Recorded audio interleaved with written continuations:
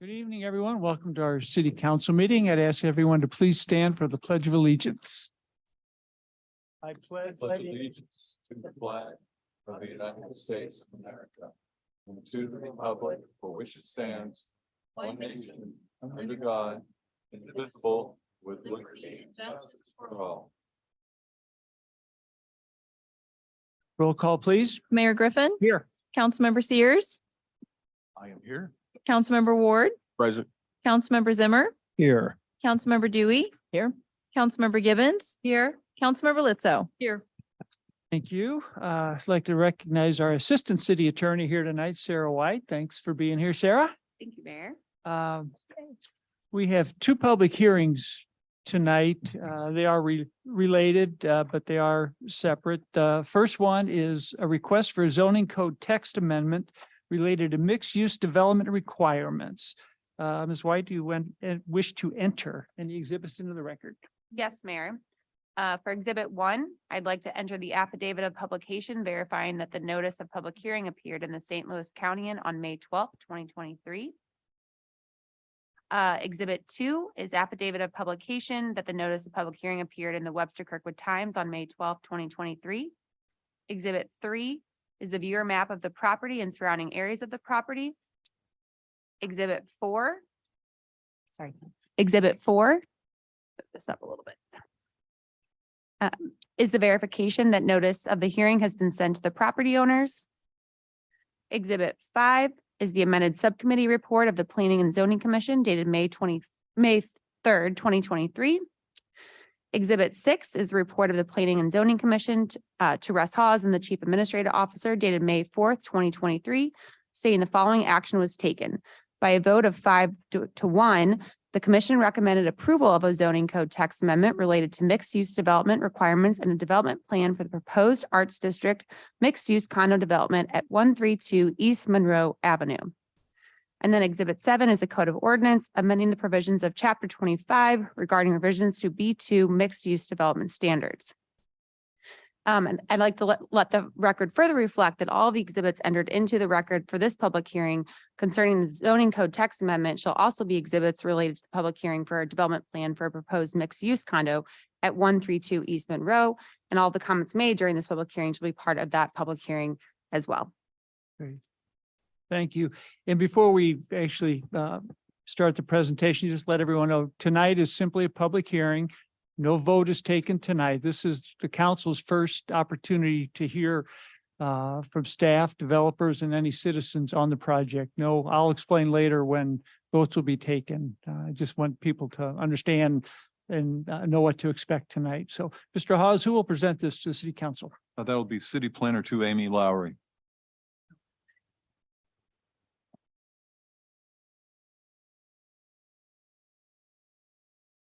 Good evening, Mayor and Council.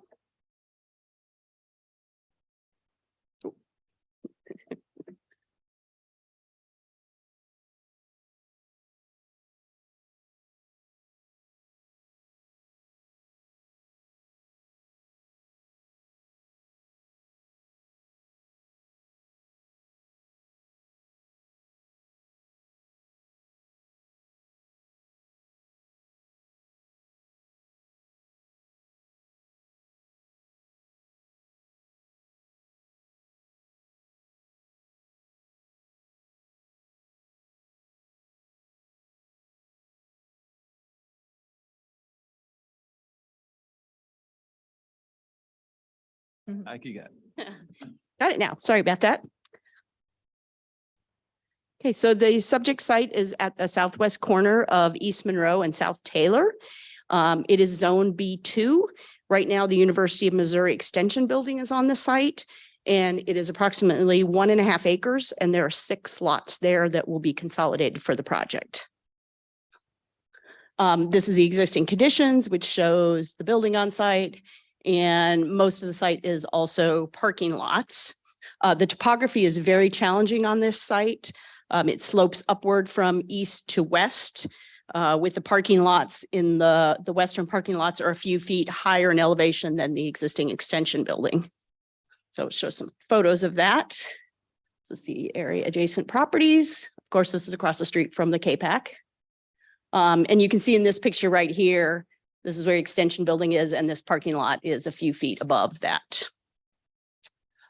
This proposed site also has a little grove of oak trees that were planted on Arbor Day 2017, and we'll get to those a little bit later, but the applicant is going to make some concessions with regard to those oak trees. So this is the site plan for the ground floor. Just to summarize the proposal, they're going to remove the existing building and replace it with one 5-story building with an underground parking garage and condominiums above. The square feet, not including the parking, is about 119,000 square feet. The proposed commercial section is 5,480 square feet, and that'll be in the northeast corner of the property up here. And they're also proposing a plaza area right here that will complement the plaza area on the K-Pac across the street. They'll have 29 parking spaces to support the commercial in this area here with access from South Taylor. And then they will have 84 parking spaces for the condo units in the back that will be accessed from a drive aisle south of the building from South Taylor as well. The residential parking requirement is 1.5 spaces per dwelling unit, as you recall. So the site plan also just shows some surface parking along Monroe. They're proposing to have the city add that to also have some more parking in the area. And the dumpster will be in this corner of the project. That'll be accessed from this drive aisle. The code requires 10 bike racks, and those will be up here in this area.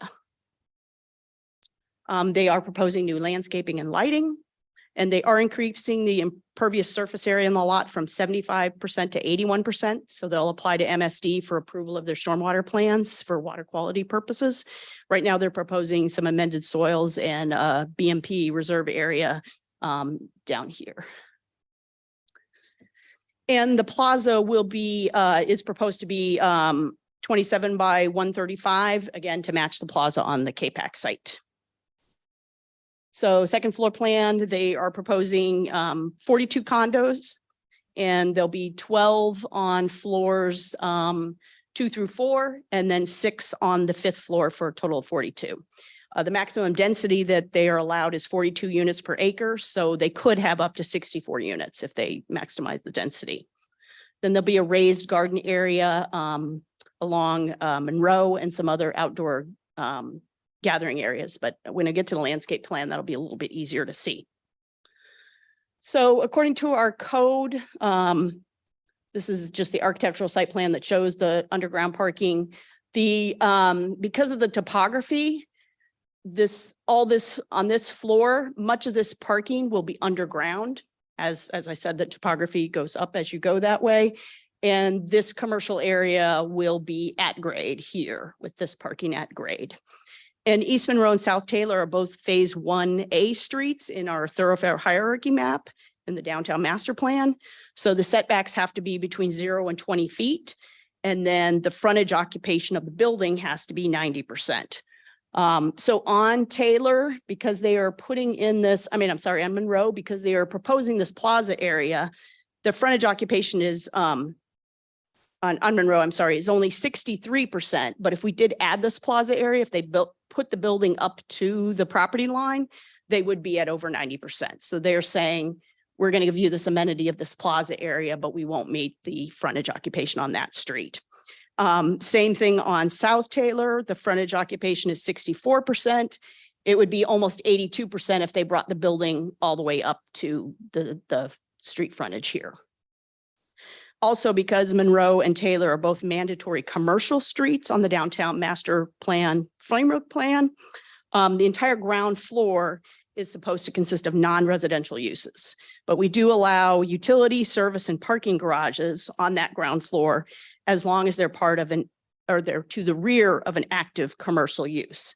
So staff agreed that this, since it's underground, would not need to have an active commercial use because this portion of the building will actually mostly be underground. There is an issue, and so there's active commercial here on Monroe. There is an issue on Taylor where they do not have active commercial right up on Taylor because they're proposing this parking garage and the entry there. And so, and just to show you what those, in case we forget what the framework plan and the hierarchy plan, but this is showing right here that it's supposed to be active commercial on both streets. So because of this, staff and Planning and Zoning Commission recommended that the zoning code be amended to accommodate the project. The suggestion is to allow the parking if it has a minimum impact on the commercial frontage, to give some flexibility to the project and to some discretion to Planning and Zoning and City Council. Staff anticipates this might not be the only property in downtown where some flexibility might be needed based on the shape of a lot or whether it's a corner lot or some other reasoning. So the code change would allow any developer to request changes if they can prove that there's going to just be a minimum impact on the commercial space. So at that point, it's up to P&Z and City Council to determine whether the project would have that impact.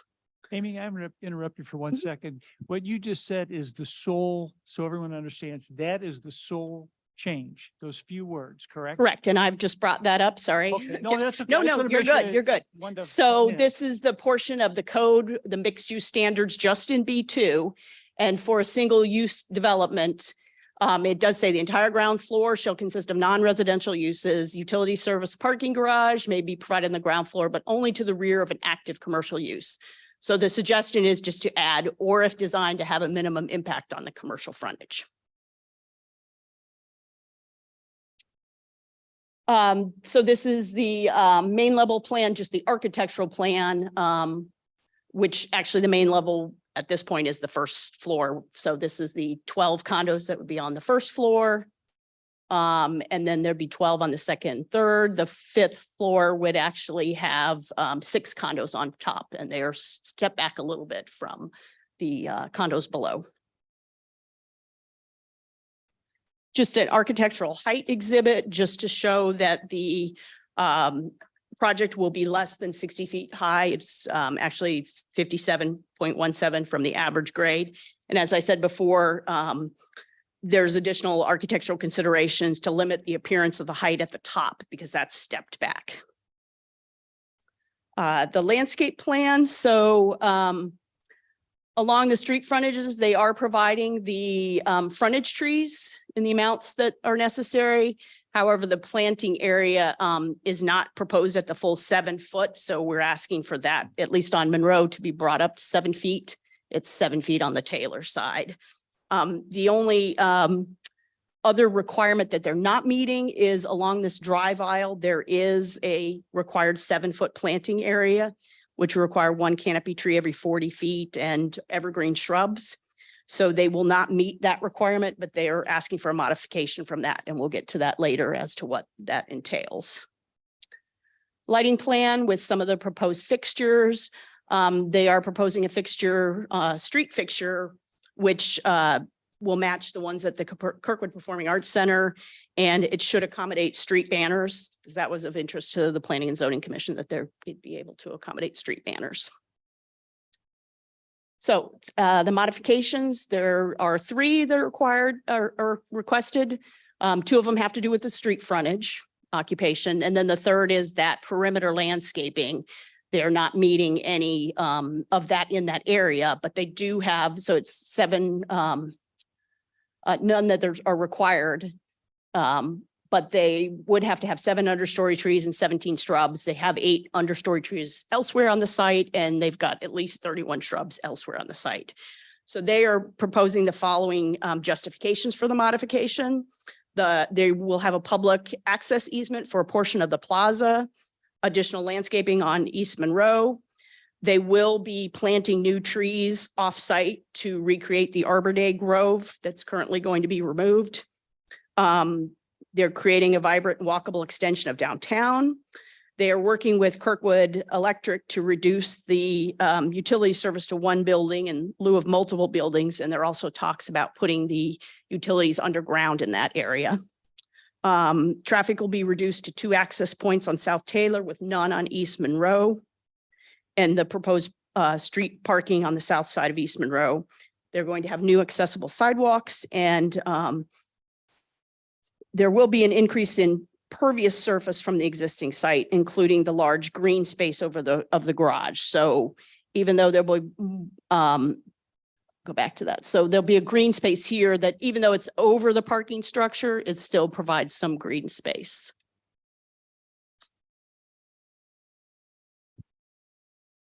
Let's see. So there are 16 criteria for a B2 development plan.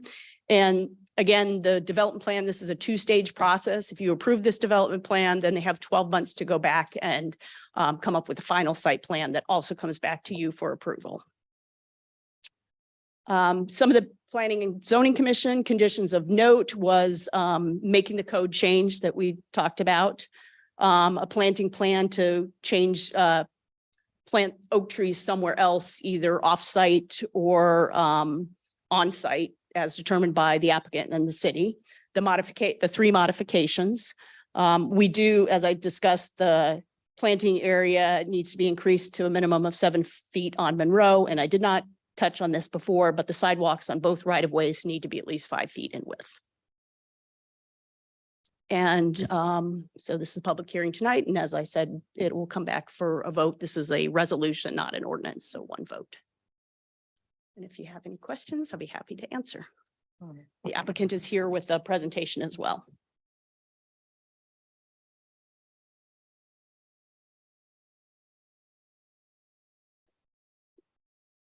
I just want to confirm something with the city attorney.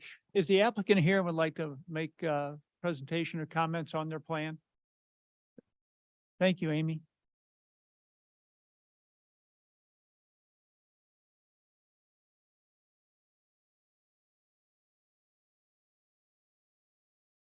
Good evening, everyone. My name is Tyler Stevens. I'm one of the principals at Core 10 Architecture. And before I start, I just wanted a quick question, point of reference. I thought that we were talking about just the modification to the language of the zoning code. Is that not the case? We're doing both of them at the same Actually, time? I just confirmed with city attorney. It's probably easier to do both at one time. Both at We one won't- time? I mean, Okay. we'll open and close the other ones, probably because it's all consistent with the same program. Let's just do it all at one time. Okay.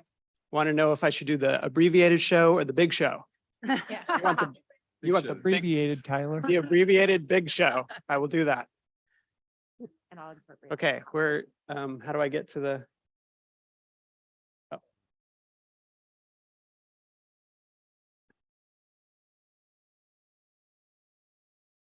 There it is. Good. All right, well. It's good to see everyone tonight. We are excited. We've been working on this project for quite some time now. And I know that I have met you all before in previous projects, but my client, Mark Melman, is kind of new to Kirkwood. He and I go back about 20 years of doing projects, mostly in Clayton. But Mark is ready to dip his toe into Kirkwood. And so I want to introduce him first. Just so you know who he is. He's a good guy, trust me. We do go back a ways, Tyler and I, where when we first started, I had dark hair and Tyler had hair. That's how far back. But thank you, Tyler, and just a few short words, please.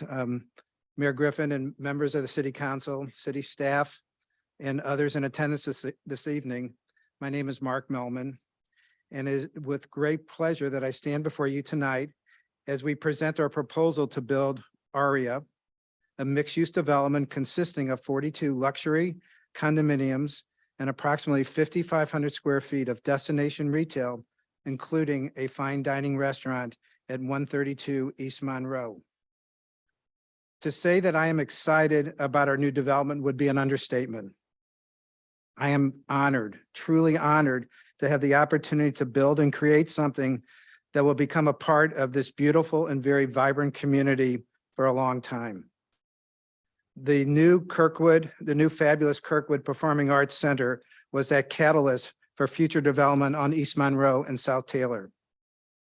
It will be my intentions to put an exclamation point on that beautiful facility by developing our side of the street and adding more residential and retail life, which is exactly what the master plan calls for. As I've always done in my other developments in the past, I will reach out to the neighbors and to the community leaders of Kirkwood and to inform them of exactly what we are planning to create. I will ask them the question, how can I be of an asset to them now and in the future? I can promise the city council that we will be a great advocate to the city of Kirkwood. Thank you very much, and I'm looking forward, really forward to getting started. So I'm going to turn it back over to Tyler and let him take it from here, but thank you all. All right, so you are all familiar with the site, and Amy gave a good kind of introduction there. I just wanted to point out one thing that was a driving factor for us in the design of this. Mark mentioned that the new K-PAC is really a catalyst for this area. It is my belief that the intersection of Taylor and Monroe is going to be one of the most important intersections in Kirkwood in the future. I think that there's a lot of life right now. We can hear it out the window, actually, coming from downtown and the nice plaza that is there. And if you look on this slide here, that's just right up here. This image gives you a good sense of how close we are, what we're talking about. But to get from there down to the Performing Arts Center, there's not a lot down Monroe right now. It's a pretty kind of vacant street. So what we're really trying to do is tie this intersection with downtown all along Monroe and turn Monroe into a really great street in Kirkwood. We mentioned that we're going to have street parking on it. It doesn't have street parking right now, which is a little bit odd. It's a section that the street parking isn't there for some reason. That's part of a vibrant city when people can park on the street and go out to shops and retail, restaurants and get to them. So we think that that's an important thing to add in here. This, of course, is the start. That's that intersection. The thing I want to point out to you, in case I'm sure you know this, but just as a reminder, there's this nice little plaza here that was created on the corner. And the entrance door actually faces kind of to the west and cascades down these steps here right towards our site. So that plaza is what, if you envision that right here on the left, that is what we're extending across the street and then mirroring right on the other side. And so what happens when you have that, you've got the Performing Arts Center entry facing west, and then you come right across the street to our building, which will have the same plaza on the corner, and culminating at the end of it is a new destination retail restaurant. We really want this to be, a restaurant was a key to this whole development. You've got to have some vibrant nightlife. Think about going to the show, having dinner beforehand, walking across the street. That's the kind of vibe that we're really trying to create here. So this gives you an idea of what that plaza looks like going across. The modifications that Amy mentioned, two of them are, well, actually all three of them, but two directly are all because of this plaza. If we built the building up on the street, we wouldn't need any of those modifications. So we think it's more important to kind of set back on the corner just to respond to what's across the street. All of that is to present ARIA, which you have the handouts there in front of you. This is the marketing piece that's going to go out to potential buyers. As I said, Mark and I have been doing this for a long time in other developments and have created these kind of destination wonderful spots in St. Louis, and people like living in them. It's just a nice, comfortable place to live, to be able to walk down to shops right downstairs, have oversized terraces on the building with lots of outdoor space. That's a key feature. And that's not just for penthouses, that's for everybody. There are places all around the building where you have large outdoor expanses. That's what people really want. Amy showed these to you, but I'm just showing them because I've got some color on them and it helps explain a little better. This dark area that you see along Monroe, that's the portion of the building that's actually underground. She said that the site goes up a little. It goes up 21 feet from end to end. So that's a lot. And the part that's at grade or at the street, as you can see, if you know how to read contour lines, you can see those coming down the street here. It kind of flattens out at the corner. And so that allows us to have this nice plaza right at street level. From that point, it starts climbing very quickly. And by the time it gets back here, this is the high point of the site. You've gone up 21 feet from corner to corner.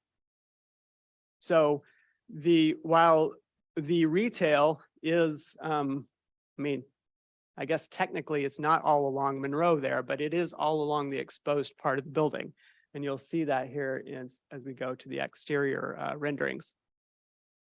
Once you go underground, what we would really like to do is provide what I'm calling a kind of a park-like streetscape all along Monroe. Monroe is kind of a one-sided street because on the north side, it has all this parking that is not parallel parking. It's more like a parking lot. It feels like a parking lot. It doesn't feel like a street. So what we're trying to do is at least create the south side to feel like a street with a tree lawn, sidewalks, and parallel parking going all the way down. So this is a pleasant walking experience. And as you go, there'll be two kind of transitions of the building. There's the park side up here, and then there's the plaza side. And we have been borrowing a lot of language from the performing arts, just venue, music, theater, aria. The name comes from that, obviously. But a lot of the moves on the building, some of the architecture, the details are coming from that as well. Internally, we refer to this as the stage in the office. Really, it's designed to kind of cradle that park as a stage and have a backdrop and the entrances coming off of it. And a lot of other details that you might pick up on. One other thing I'll say quickly about one of the exceptions, what do you call them? Modifications, thank you. Amy mentioned that we don't have planting on this back side here. The reason for that is simply because, well, two things. First off, Green Tree Church is right here to the south. I know that because we were the architects of Green Tree Church. And one of the things that we did was create this planting strip all along their entrance drive. So this is their drive. This is actually on their property where you see the green there. And it is a line of trees. So there is already a landscape buffer between the two sites. So that's one thing. Secondly, we wanted to pull the building as close to this property as possible so that we just have more room up here. We want more room for the plaza, more room for the park. And if we're going to put in a lot of landscaping, let's put it on the street side where people can see it rather than in the back of the building where there already is landscaping. So those are the two main reasons for why that modification was done. This gives you an idea of what it is like walking down Monroe. We're starting on the west side at the top of the hill. And you can see right here where these plants are all on top of the garage. So the garage right down there, you'll see it's in the distance, but there's a little staircase. That's where the garage goes underground. And all of this is gently sloping up and onto the top of the garage. So from the street, it really just looks like a raised yard, kind of a hill going up and then set back. As you move down, and that's that stage area that I talked about. As you move down, once you get to those entrance steps, which are just on the right side of this picture, now you're down at street level, and you can see that we have a pretty expansive amount of retail. The restaurant here on the end, this goes on down to all the way to the corner, the rest of it. So it's a pretty large feeling of retail.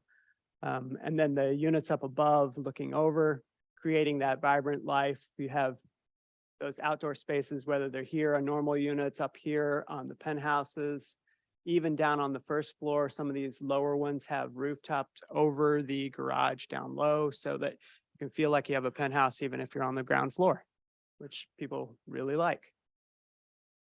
And then finally, you come down to the end of it where you can enjoy your evening, sit back and relax, have a nice dinner, walk over across the street and watch a show. That's really the point of this whole thing. So with that, I would welcome any questions you have. Thank you, Tyler. Are you the only one speaking on behalf of the Yes. applicants tonight? Okay. All right. Do we have questions from the council?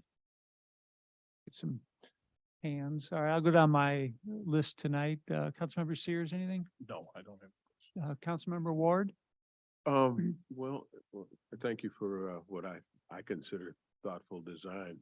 Of course, my experience is limited to working with and ending with Lincoln logs, but I like this. If I have to characterize that architectural style to someone, what would you call it? Oh, that's a tough question.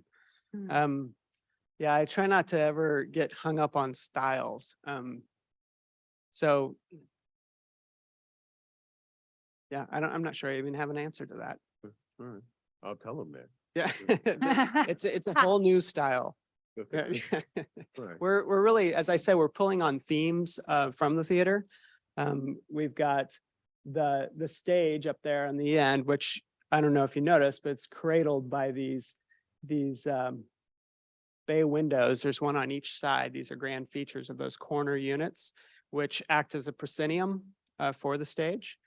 And the back at the entrance, you actually have over the entrance doors, we have walls that come down and look like curtains that are curtains, that would be on the backdrop of the stage. You have the whole back, which gently curves as you would behind an orchestra, things like that. Even the balconies rails are intentionally going to be made out of, they're stainless steel, kind of shiny silver, and they're stretched cables across what would look like frets so that you can pick up imagery of a guitar or a violin. All of that comes from there. There are other pieces all along the building that harken back to that. There are piano keys in here. There is rhythm going all the way down the facade of the building that skips around like musical notes on a page.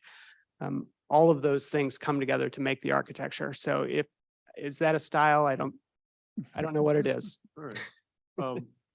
You mentioned the on-street parking and on-street parking for the city of Kirkwood, that's what we use to generate mailbag letters to the editor.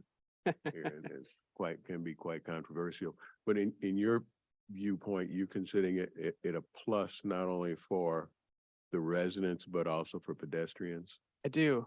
Yes. So on-street parking is great for an urban environment, especially for walking. Believe it or not, even the parked cars actually do create a feeling of safety barrier between the traffic and the sidewalk, which is not why parallel is nice, not head in. So that's part of it. But then just the convenience of being able to pull up and see, zoning codes always require a certain amount of parking. And we typically put that in garages built into the building because the sites we're working on are dense and limited. So we need enclosed parking. There are a lot of people who don't like enclosed parking. I know people who will not park in a parking garage for psychological reasons. So having some street parking is a really nice thing. It's a nice gesture for people, even just convenience if I'm going to be here for 5 minutes. It's also nice for the residents, guests come over and have a place to park. It just creates a better environment for the street. Okay. And and this is a real supposition here, if it became evident that you needed metered parking over there, would that be problematic? That's really up to the city. I don't know. I haven't done enough survey of the city street parking to know where it's metered and where it's not. But I know that every time I've come to the city of Kirkwood, I've parked on the street somewhere, usually right here in front of City Hall, and it's not been metered. So it seems like even the lots around here are free, which is, I'm from the city of St. Louis, so that's unusual to me. But if there are free lots everywhere, I would think it would be a little bit odd to have metered parking, but that's up to you. Yeah, it's nothing that we're considering now, but I like to think long-term and trying to future-proof things, and if that becomes a consideration. Yeah. Well, it works great in Clayton and in the city of St. Louis. There's metered parking everywhere. It's not really a problem, especially with the apps now. You don't need quarters or a credit card. Okay, thank you. I'm going to ask a follow-up to that, to Amy or Jonathan. The street parking, that's kind of unusual to have that as part of a development plan, isn't it? I mean, in terms of approval to have street parking? I'm just, I mean, it is, it's not really part of the actual approvals, but we have street parking in front of the K-Pac in Right. the next block, and there's room for it there, so. Yeah. Did you want to? I'm not opposed to, it, I'm just thinking of the process. Yeah, so yeah, I mean, we don't see it too often. Usually it's just kind of what is there, but in discussions and pre-application meetings, the applicant identified that and asked the question of why it wasn't there, and we looked at it, and there's actually enough space in the Right. current right of way. It just is a matter of, I shouldn't say just, I mean, it should really just be striping. But that's something that they have proposed and that they will have volunteered to take that on as part of the striping as part of their project and design that, and staff saw it as a positive thing. Again, with the question of meeting, it's still public part, that all that is city. Right. They're just gonna make the striping for us. And they see it as a benefit for them. Right now, we see it as a benefit for us. So that's why it's part of the proposal. No, no, I'm totally fine. with it. Sure. It was just a Yeah, different way, different way to do it, it's the not normal typical. way. It was just identified as a good opportunity with this project specifically. Understood. Okay, thanks for that clarification. Anything else, Councilmember Just to Ward? clarify Oh, too I'm on sorry. that, the street parking is not counted in our Right. parking provisions. Understood. Councilmember Zimmer. Yeah. Yes, thank you. I like the fact that you all took a lot of time to reflect on the Performing Arts Center and tie in a lot of those design elements into this. I think that's a positive. You know, we talk about a lot of the new development in Kirkwood that we want to see something that's going to be a landmark for the city. And there's a lot of landmark designs in here that I think are very positive for the city. You know, I'm looking at this photo here of the plaza and, you know, I hear the band outside now. You could potentially have a band performing out there. My one question on the west side that goes up into the hill, the distance on the east side is approximately 57 feet. As it slopes up, what's the distance from the road to the top of the building on the other side of the building? Make sure I know where, so you're saying the distance from the street to the building? Is that the question? Well, yeah, kind of on the western side of the building. How far is it? On the east side, it's 57. Actually, on the east side, this is 27. So No, that, I'm talking About the building height. Yeah. oh, building height. building height. Yeah. Gotcha, gotcha. So the building height on the east So side is 57 is the official building height, and that's based on the average grade. And as I said to you, the grades, changes quite a bit. So what we have to do is, there's this big elaborate calculation that Jonathan gives us a whole spreadsheet on how to determine what the average grade is. okay. I can tell you that the average grade appears somewhere, let's see, right up about here, I'm gonna say. So when you're on this end of the building, you actually are, that 57 is about, it's about accurate there. When you're down on this end, it's actually taller than that because the ground is going down. And then when you're back here in the corner, the building is shorter than that Mhm. because it's, up the hill. So the 57 is from that average point, and the average point occurs somewhere right around in this corner. So it's 57 feet on that corner. Do you know what the height from the top to the ground on the other side of the building is? I did not calculate that. I could do it in my head here quickly. It's 11 times 4, which is 44 plus 15. What is that? 69? 69 feet. That 69? 59. 59. Right. Yeah, I was gonna say So 69 seems awful okay, tall. all right. 59 feet. All right. That's So why I the don't do entire math on the fly. building, the entire building, just because people have asked about the height, is under 60 feet.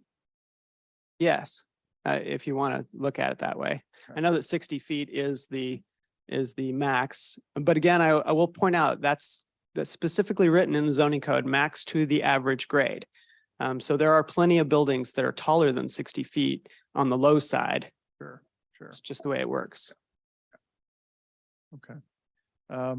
Yeah, I would say as far as the architectural design and the features, anything that is going to mirror the Performing Arts Center and tie in such as the plaza is a plus. So, Thank you. thank you. That's all I have. Councilmember Dewey? Anything? A couple questions. The oak trees, so I think you said 2017 they were planted. That's what I was told, yes. And so, So, go ahead. well, I'm sorry, I'm answering your question before you ask it. That might be a better question than I'm gonna ask, but my concern is that you're gonna take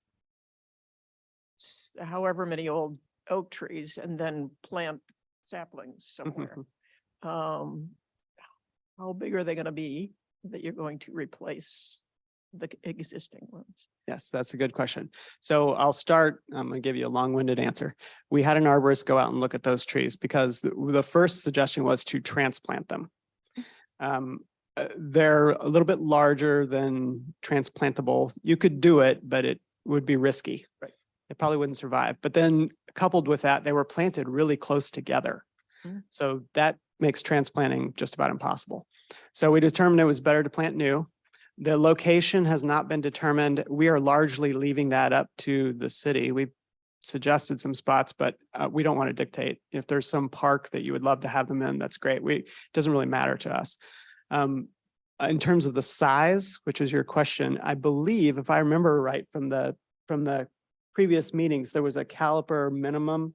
I want to say it was 3-inch, 2-inch, 2.5, 2-inch. Just two, okay.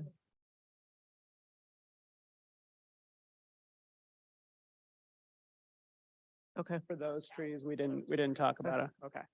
Well, but regardless, even the trees that we have to plant on site that are not related to that are not twigs.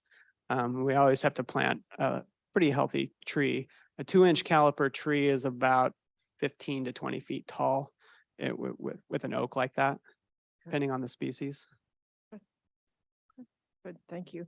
The other thing is, how does the height, especially across the street from the K-PAC, how does it compare to what the K-PAC is? That's a good question. And I didn't point out the model. You've obviously seen it. It's a little bit battered up because we've been taking it to committee meetings and bringing it around. It's been immensely useful. We haven't done a model in all the years that I've Yeah, been it's running great. 410. So Great. we just thought we'd do it. Here.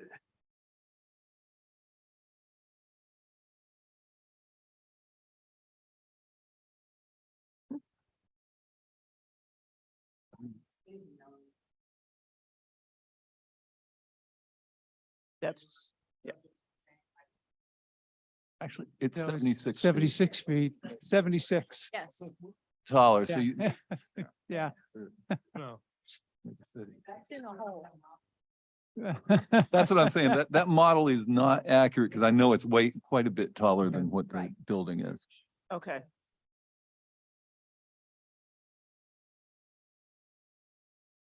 That's what it looks like from here.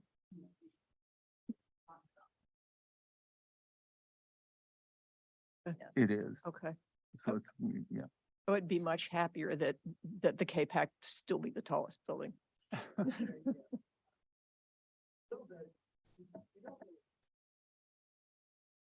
Mhm. Mhm, mhm. You're that tall on that side, at least. Hmm. These buildings up here, though,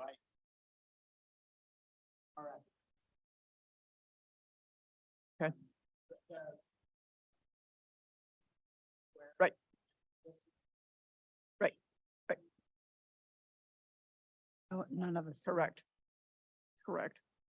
The other thing is that I assume you've been in the K-PAC and the wall that is trains and trees. That might be an interesting thing for you to incorporate somewhere because it's so cool inside the K-PAC that to have trains and trees somewhere Well, on the side of a building or uh-huh. You tell me, that's not Well, my we've been thing. looking for It would be- opportunities to incorporate some art into the sides of the building. There are some spots on here. I didn't want to point them out because I can't lock in at this Sure. moment. But there are some spots where we're looking for that exact thing, to have some outdoor art. I will tell you though, and this is asking your advice, because I've done this before. Mark and I have done outdoor art before and got tangled up in art commission approval boards that are often difficult to navigate and take a long time. So sometimes we try to avoid that. If we could do something that didn't have that process, it'd be great. Yeah, I would think that it would be not as onerous if it somehow mirrors what's on that huge wall Right. in the KPAC. Councilmember Gibbons. Thank you very much, Tyler. Love all the impervious, spaces that you're putting in here. That's huge. Will help with our water, rain off and what have you. And every one of your condos has a balcony, Yes. and you said that's really an important item for Yes, people. and not just, I mean, the way we design condominiums, it's not just a little, like a balcony to stand on. The idea is that you can eat dinner out there. So it's really, Yeah. it's an outdoor, An dining extension space. of your home. yes. And I really like that the top is set back just a little bit. Mhm. That Me is, too. that is really lovely. I wanted to ask about the plaza. So that is a public benefit for modifications. It looks like about what, a fourth of it would be used for the restaurant? Would you Yeah, say? Yeah, maybe. We had a lot of discussion about that at the plan commission level. And I will say that where we didn't have an exact dimension because we're not, all the way done with the plans and there's some things Yeah, that move around. But what we agreed to in principle, which is what you see here. Oh, you're looking this way. and, yeah. Either way. And I hear that. There's a planter that goes all along this edge right here. Uh-huh. That is actually necessary due to the grades and some steps in the sidewalk and various things. And so we stretched that out to accommodate the grades, but then it just sort of coincided to be the same as the size of the restaurant. Yeah. And so we used that as a delineation line, essentially agreeing that behind that planter would be the restaurant seating, private to the restaurant. Beyond that planter is the public portion, Mhm. Okay. sort of a line in the sand, if you will. Yes, very nice, very nice. I noticed that you've got it looks like a gym in the corner here. I'm a big YMCA proponent, which is just 2 blocks, is that right? Up the street, maybe 3. The 3, 4. So I just want to make you aware that we've got a really strong Y right here and people can go up and take Yes. classes and do gym, all kinds of equipment and all that kind of thing. And we're always trying to support them. So, I totally agree with you. And if you see in the images of the plaza that we showed, we don't have any retailers yet. So there's nobody lined up, other than identifying that we want a restaurant, that it will be a restaurant. But the other ones, we were picking names on the signs that were art themed, like a gallery or I would really like there's that lady that sells the tutus and the little ballerina costumes over by the train tracks. right, yes. I think she should move right down here. There I you mean, go. it's perfect. Yeah, you're right, Um, dance, right. By the. Yeah, there's a dance, so all of those would be great. We just make generic stuff right now, and I can tell you that in all the mixed use developments I've done, there's always ends up this gym, largely because there weren't any other retailers taking the space. As you know, retail is challenging. Yeah. So you can always put a gym in because it's an amenity to the building. We got 42 families living here. All would love to go downstairs and work out. Mhm. That's why it gets like that. But the intent is to get as many arts related retailers as possible. Okay, all right.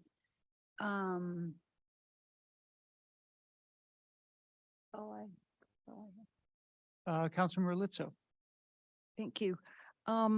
Actually, I have, Tyler, thank you. It's clear that you've spent a lot of time on this, and I think there's lots of great things about this. I have mostly questions about the code text amendment. So, I don't know if this is directed toward Amy or Jonathan or whatever. I'd love to give my 2 cents. Okay, so because this is mixed use versus multifamily. Nancy, can I hold on? Councilmember Dewey has one more question Oh. about the plan and then we'll go to the text amendment Okay. questions. Is that okay? Sure. Yeah, go ahead. Apologize for not seeing my own notes. I'm seeing where, on this picture where there's bike rack for outside. Are there going to be any, facility inside where the garage is? I would not leave my bike out there. I would take it up to my condo. Unless there was something in the garage that would keep it safe. Yes, that's a good question. The bike rack out on the public side is part of the zoning requirement Mhm. for public bike Mhm. parking. That is not intended to be the bike parking for the residents. Mhm. Every residential unit gets a really large storage unit. Mhm. That's part of the building. A lot of people keep their bikes in the storage unit. But then the other thing is everybody has 2 parking spaces. We're only required 1.5. The penthouses actually have 4 parking spaces. So there's a lot of times people keep their bikes in front of their car, just up against, our office is in a condo building in the Central West End. You see that everywhere. So people will keep their bike in the garage because that's a secured place and it's Exactly. conditioned, et cetera. Exactly. So that's really just public bike parking. Okay, good. Thank you. Mhm. Thank you, Mayor. Councilmember Litzo. Okay, so because this is mixed use, the code allows up to 60 feet tall, correct? If it were just multifamily, And it's it's 40 or 40. 45, 40? 40. 40, right. So right now, it looks like you have about 5,500 square feet proposed of commercial. That's correct. If you adhered to the letter of the law, how much commercial would be required on that corner? There's not really a percentage or a number because it talks about It's on linear the feet. first floor and all along the street. Yeah, so it would depend on how deep that commercial is. The other thing, and I know this may not be the letter of the law, how it's written, but in my mind, the parking has to go with the square footage. So in terms of the percentage, which is the math you're doing, I think the square footage of the parking that's dedicated to the retail should count as part of that percentage because you can't have retail without parking in the code. It's not allowed. So if we have to provide the parking and the retail, then both of those should contribute to the amount of mixed use that we're doing. There is alternative parking in the area and I applaud the suggestion that we look at doing on-street parking on the south side of Monroe. I agree totally with you on street parking and feel that it also contributes to the downtown vibe and Mhm. makes it safer, slows cars down. But I'm just, where I'm getting to is, it just appears that we're proposing, or it's being proposed that we adjust the code to fit this development, which I think this is generally a very fine development proposal. It's just, I'm worried about unintended consequences of this because it's kind of squishy language, minimum impact. That's in the eye of the beholder. I think it's important that we protect the benefit of commercial on our A streets. There's certainly in the future opportunities for other commercial in this area. It's with the proximity to the market and Kirkwood Plaza and all of that kind of stuff, as well as our beautiful Performing Arts Center itself. So I think trying to preserve and develop the retail as much as possible is an important thing to retain that option and not just give it away with or allow it to be given away with this. I don't know. I'm imagining, since you did spend so much time on this whole thing, that you studied looking at retail along Taylor. And it was basically just that you felt like you needed the Oh. entrance to the garage or whatever? Along Taylor. I thought you were saying Monroe. No, Yeah, I'm switching. okay. I'm like, why is there no retail on Taylor? Yes, okay. Yes, and actually we did look at all that. And I'll tell you a couple things. One, you said the language was squishy. I think that's probably by design. I think that's what Jonathan would say, because that squishiness gives you all the ability to then judge whether you think it's good or bad, and on any individual project that comes along. So these, consequences down the future, each project would have to present the merit of why they're doing that according to the squishy language, which would give you the ability to say yes or no. So that's just one thought. With regards to Taylor, I've studied the master plan a lot, done a lot of projects around here. The A streets I totally get and I agree with in terms of how that plan was put together. When you look at the plan, and this was actually when we were studying with staff, this came up later because no one really even noticed this too much because it's such a tiny little thing. The A street that goes down Monroe, and it's a red line in the master plan. It's just got this graphic red line. It goes down and then it just has a little hook that goes around the corner. The rest of Taylor is not an A street. It's just that hook around the corner, and it's graphically just a little red line. So it's not even, it's real hard to tell exactly what is meant by that. But the fact that if I'm interpreting it, and this is my interpretation, of course, but it goes here and it does a little hook around the corner going north on this side of the street on Taylor.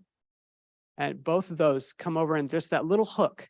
And if I'm reading that as an architect and as a city planner, what did they mean by that? That to me tells me that that corner is important. And that gets you back to what I said in the very beginning, which is this is going to be one of the most important corners in Kirkwood. The hook all relates to the fact that the KPAC was an identified site in the master plan for some sort of public venue. It's listed there, shows it. And I think the intent was always that you would have retail supporting that. And so you would need something that identifies that corner. That's not just one-sided, which is why we did the plaza. The plaza wraps the corner, pulls this retail back and starts to move you around the corner as you go through. That's just in terms of where the retail is and the design. Now, why doesn't it go all the way down? A lot of that is logistics. I mean, you do have to get into the garage somewhere.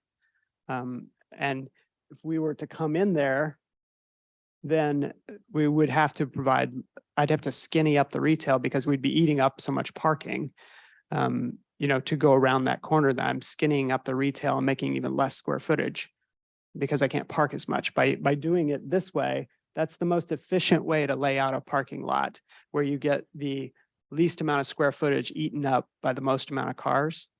And so this allows me to have the maximum amount of retail square footage with those cars that are provided. So that's where it all kind of, this is all just math that works back and forth until you find that happy medium.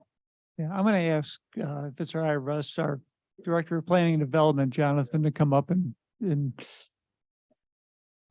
So Tyler's right on the fact that the language as proposed is intentionally discretionary, right? We've done that many other times in our code, and the idea is we regulate a lot of things with our code, a lot more than a lot of communities. We try to do a lot of creative things with our code, but what that lends to is you can't anticipate every scenario. So what we've done is we build in this modification process and other things like this language where it gives the council, the elected officials, the final decision to say, is this what we wanted or not, right? And this is a case, like Tyler said, actually in the original DPZ downtown plan, this wasn't even shown as commercial. It wasn't one of their recommendations. Shortly after, the council added other areas that they thought were important to have commercial, and this was specifically identified because of the Performing Arts Center, right? We also then had a commercial market study done shortly after because, to be honest, staff was a little concerned that we were requiring too much commercial because that would not feasibly happen. So we had an economic development firm, consulting firm, look at it and they said, yeah, you know, it still is subject to the markets, but it seems reasonable, right? So, but all that to say that even originally in the master plan, this wasn't shown, it was added later. Tyler is also correct that it was shown as that turning the corner because of the prominence of the corner. We do have other developments that have gone, the other one on the agenda tonight, it's on an intersection of Kirkwood and Adams, right? And Adams is not a commercial, a required commercial street. So they have their parking structure is visible along Adams because it's commercial is not required along that, right? So there are other mixed use buildings that have this option to provide parking on one side or in a location. I guess to one of the questions too, that's about 60 feet of frontage there because you have the double bay of parking in the two-way aisle. So even looking at in the commercial space, I think it's about 25 deep. But at 20 deep, you're talking about an extra 1,200 square feet of commercial. So I mean, they've got 5,500 now, and Tyler's absolutely correct. The other thing it does, it's not just getting that extra space, but then how do you park it? Right. And so obviously what staff, the intention and then the discussions with the Planning and Zoning Commission is this language is a way, and Amy mentioned it in her presentation, it's a way to, if you all think this project is a good project, it is a way that this project can happen, but staff thinks this won't be the only one, right? A lot of these regulations are new. And I don't mean that as like a red flag, right? What I stress the fact that because we regulate so much and have very specific form-based requirements and all these commercial requirements, if we don't have flexibility, it won't happen. I mean, DPZ was strong about that. There's going to be a little chaos. There's going to be a little, but you have to embrace that and you have to allow some flexibility to the designers. And then ultimately the decision is up to you all. And that's why it's drafted the way it is. And anyway, so that's where P&Z reviewed it and agreed with that recommendation. So that's where we are.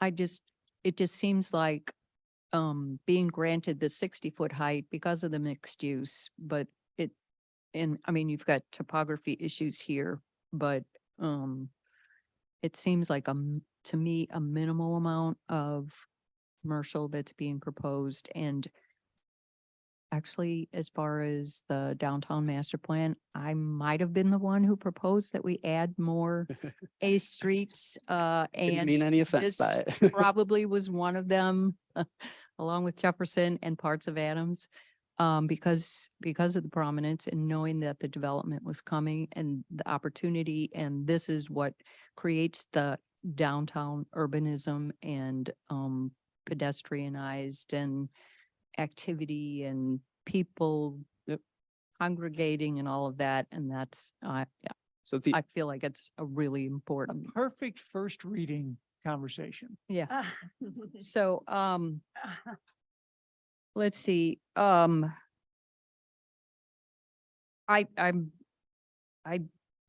just a little concerned with this is the squishy language. What are other municipalities doing with mixed use? It does seem to be a moving target as far as mixed use, what comprises mixed use. There was, I don't know, maybe 25 years ago, we had what comprises mixed use. And then we had another code amendment. It was a percentage of ground level square footage. And then I guess where we're at now with this sort of linear,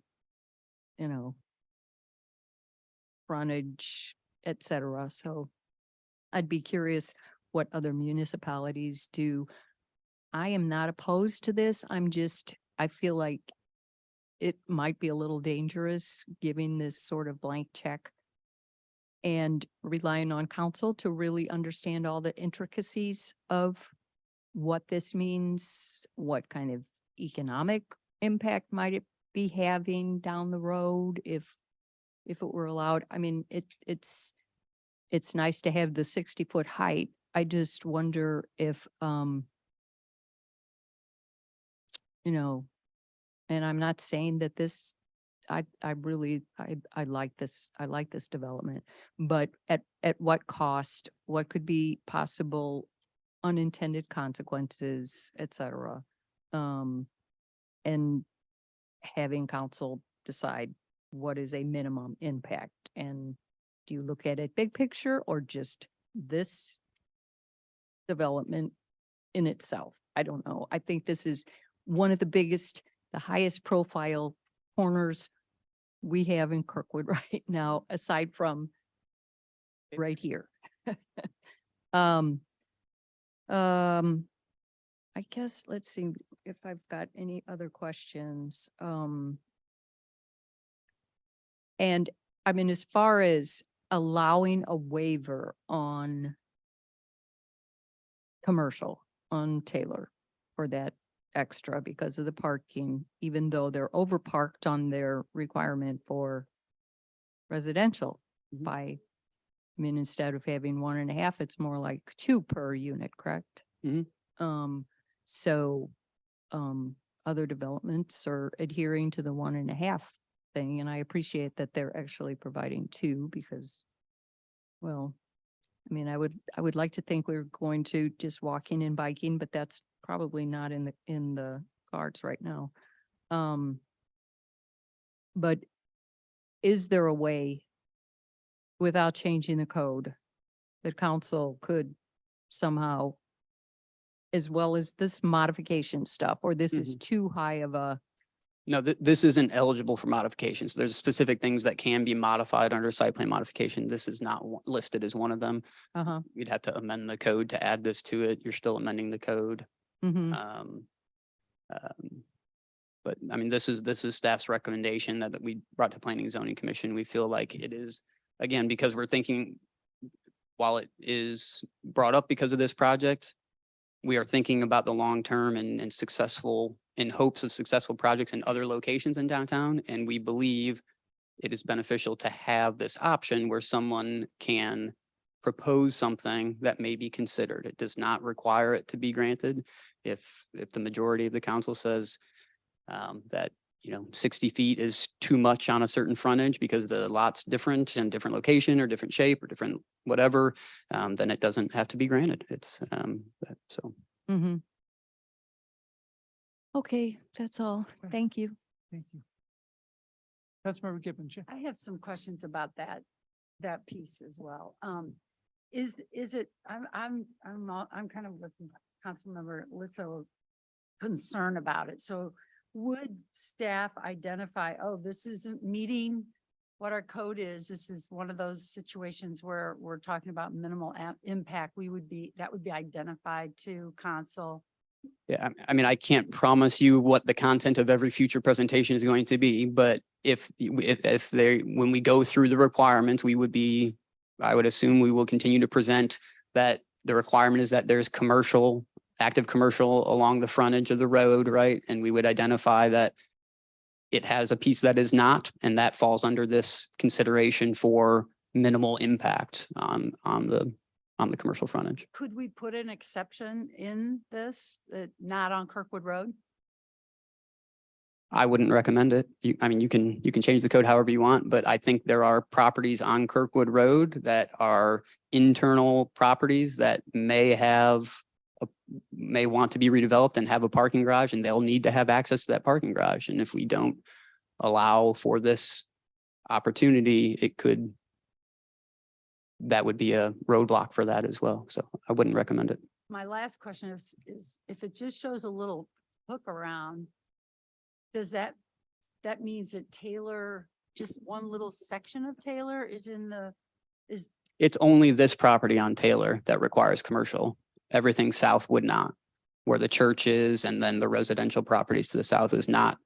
And I could go, I mean, retail's tough, right? We're stretching it from Kirkwood Road right now. I mean, we just have to be careful. You don't want to set an expectation of retail all throughout or commercial all throughout the downtown. So, yeah, it stops at the border of this property, and it's just the corner. Good. Anything else from council right now? Okay, thank you, Jonathan. Thank you. Now we'll get a chance to hear comments from anyone in the audience. David? Mayor and council, we have a request from Jennifer Williams. Thank you. Hi, everybody. Thanks for your service. I'm a 57-year resident of Kirkwood and I live on Taylor. And my father used to live on Pittman, which is right there where it's no longer there. And I walk 6 miles every day around Kirkwood. I think I know all you guys and probably walked by all your houses. I just want to say that when I found out about this project, I was super excited about it.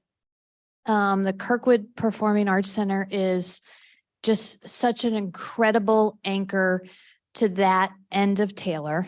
I live over on Taylor in Essex, but everything else down there sort of is just this is sort of nothing down there.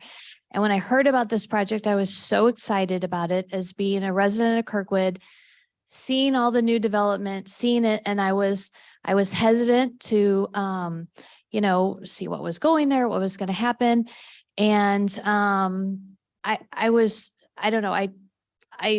saw the plans and I am so excited about having a restaurant down there, having this plaza down there, having the street parking, having this corner, turning this end of our city, that I've lived in for 57 years into this amazing place.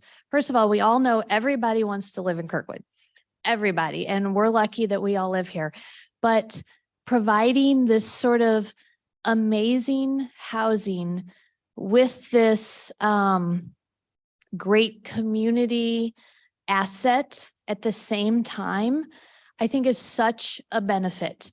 And, just being here tonight and really hearing the details, it's almost made me feel stronger. And you guys, I think I know most of you, but you don't see me here that often. I just feel really strongly about this area. I just feel like we need this here. Kirkwood Road is great and everything we have is great, but sort of continuing it with, the residential part and the commercial part, and having a restaurant, right there by the KPAC. My mom goes to every one of those shows and she's, 80 years old, and like having that restaurant there and that parking there. And I don't know, I walk down Taylor every single morning and I walk up that little driveway there with the church and I think, God, I wish we could do something on this corner.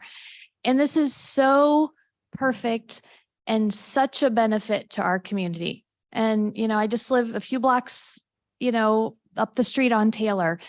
And I just want to say that as a resident, as a lifelong resident, and somebody who's seen so much development in Kirkwood, I feel like the thoughtfulness of this development is huge. And hopefully we can continue, because Kirkwood has become the place for every builder and every developer and every person. They all want to live in Kirkwood, and we own it. We live here. So we need builders and developers like this, I think, in Kirkwood that are this thoughtful and are going to give up I don't even know what it is. 4 condos on the first floor to provide this plaza if they don't even have to. I think that's a big deal. And, similar to right here across the street, the plaza that they carved out is what makes downtown Kirkwood. The condos that are up against the road, it's nothing but a sidewalk and a big shadow. So I think the plazas and the thoughtfulness of the Performing Arts Center, and I'm just in favor of it. And I'm super excited about the potential of something like this coming to our city. And I don't know about all the grades and the parking, and that's all up to you guys. But I just wanted to come here tonight and say that as a long-term resident and my dad living on Pittman, I know that he would have loved having something like that here. And I just think that having something like this in our city would be a huge benefit. That's all. Thank you, Thank you. Jennifer. John Banjak.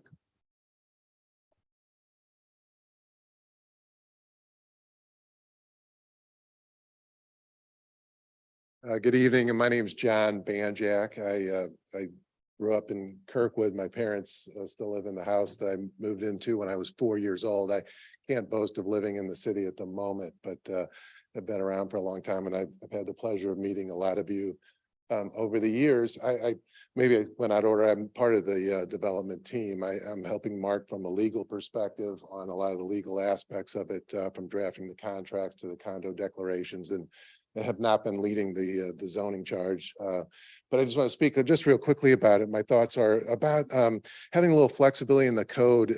I know again, there are pros and cons of that, but I think this project is just spot on as to why that's a good idea. And in this case, you know, we're trying to maximize the amount of most visible retail that is on Monroe and the closest aspect to the rest of the city, and tying it in. And then we've got the grading issue that kind of limits the ability to do more on that. We've done, you know, maximize that. The dedication of the public space, we'd kind of count that as quasi commercial or retail space. I'll be working with the city attorney and on the language of that dedication.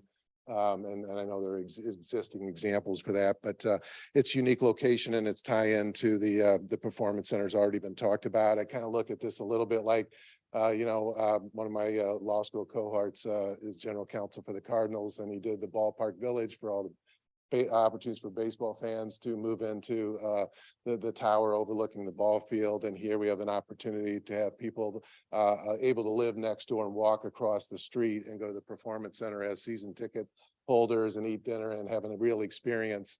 And I believe that this could be the housing to a substantial amount of potential financial supporters and donors to the facility as well, even though that's just speculation.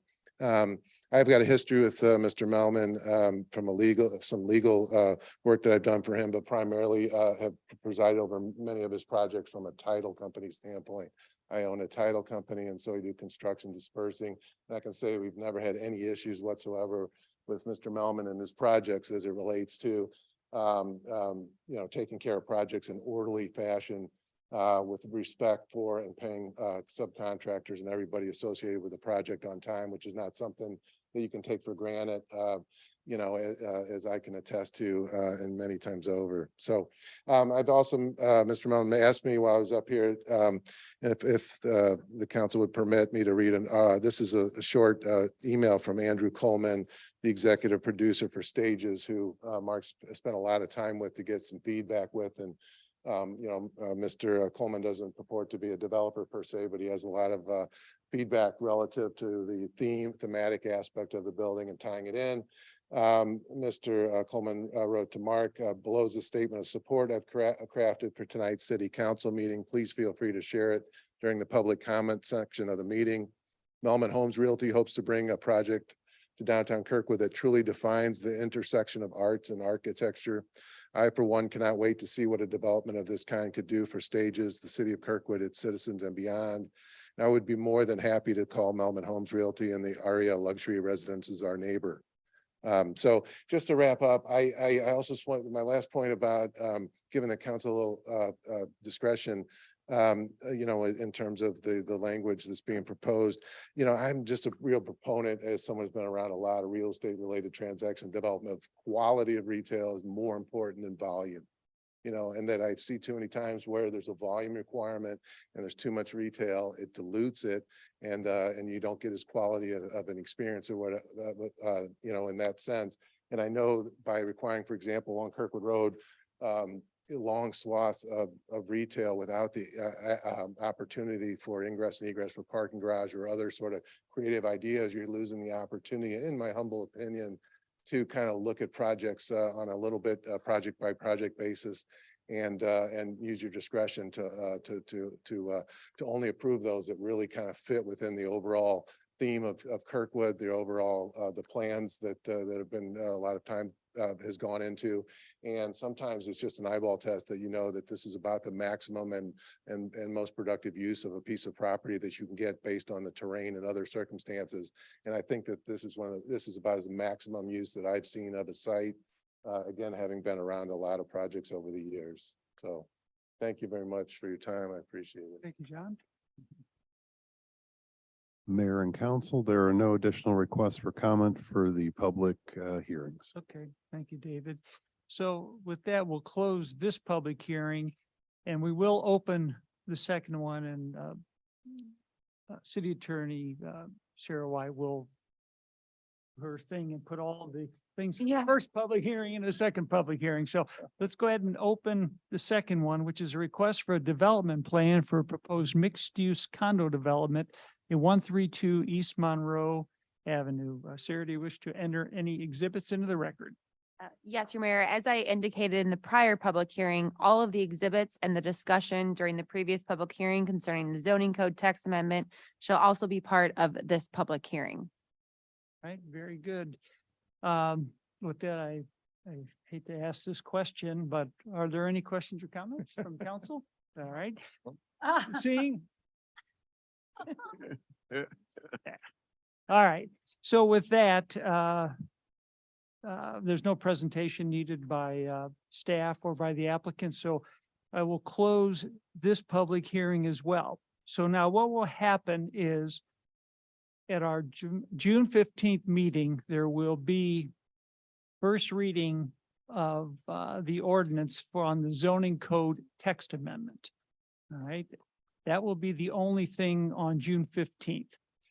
Then, so if it passes first reading, the second reading of the zoning code text amendment will take place on, is it July 6th? Is that our next meeting? Okay, our first meeting, July 6th. That will be on our unfinished business. And on the new business agenda that night will be the resolution for the development plan. So if the zoning code text amendment passes on July 6th, we will then have the resolution for the development plan. If the zoning code text amendment does not pass, then we won't even debate the resolution. So if that all makes sense, next vote, the vote will be June 15th for first reading of the zoning code text amendment. So I thank you all for coming. Sounded a bit squishy. All right. We will now move on to, thank you, Tyler. Our general public comments section. The public comments portion of the meeting is an opportunity for the city council to listen to comments from citizens. It is not a question and answer session, and the city council will not respond to comments or answer questions during this period. The mayor may refer any matter brought up to the city council to the chief administrative officer or city clerk if action is needed. Thank you. Do we have anyone wishing to speak? Mayor and council, we have a request to speak from Ed Golterman. All right. Thank you, Mayor. My name is Ed Golderman. I live Woodell Court. I'll be very, very brief, like 30-second sound bites for you. Tyler, before you leave, I'd like to congratulate you on what you're proposing. 3 months ago, I brought into Kirkwood the largest exhibit of grand opera in a city in the country, the Coliseum, the Muni, and the Keela. And believe me, there are some arias there that will knock your socks off. So they can bid on this. I'm looking for a home for it eventually. You can be very proud, and tomorrow night you will be very, very pleased. The adaptation of original works can either be not done well, abused, or whatever. The modification of Verdi's Aida by Elton John and Tim Rice is one of the finest, most true, most honorable adaptations of original material put in a brand new setting. The Muni did it years ago, and Paul Blake did a terrific job. I'm seeing this show is having as much impact as Karate Kid, just in terms of kicking off a season for a new director. I don't often, now I'm going to start mixing messages here. I don't often come to council because I don't have a car. And I live in an area where there are a lot of seniors who do not have cars. And you've seen the addition to Aberdeen Heights, more seniors who do not have cars. And there are hourlies who, you know, kind of have to get to these places. And I remember the bus on Woodbine And I think things have changed enough now. There's been enough redevelopment on Woodbine all the way to the, if with the old route would take them very close to the Performing Arts Center and First Watch. First Watch is really a popular place. I think it then went across and down Adams, Lockwood, right into Webster Groves. And what I've been doing is walking half a mile to get on an empty bus that expresses down and does not serve Kirkwood in any way. It flies down Big Bend and over. I have a new neighbor from New York who does not drive. And she said, Ed, you can use my name tonight. I don't need to use anybody's name. You either trust what I bring before you, or you don't. If you want to make another run at Talby Roach, I will be happy to draft a one-page justification for restoring the bus down from Aberdeen, the way it used to be. So thank you. Thank you for your time. Thank you, Ed. Mayor and council, there are no additional requests for comment. All right, thank you, David. We'll move on to the consent agenda. Is there a motion to approve? Is there a second? Second. All right, any questions or comments? All right, seeing none, all in favor, please say aye. All opposed, say no. Consent agenda passes. We'll move to unfinished business. Where's my agenda here? Bill 10984. Yes, sir, Mayor and Council. This is an ordinance approving the final site plan for a community unit plan and the final subdivision plat of a 6-lot subdivision on the property known as 600 North Vallis Road, a tract of land being in the south half of Section 34, Township 45 North, Range 5 East, in the city of Kirkwood, St. Louis County, Missouri.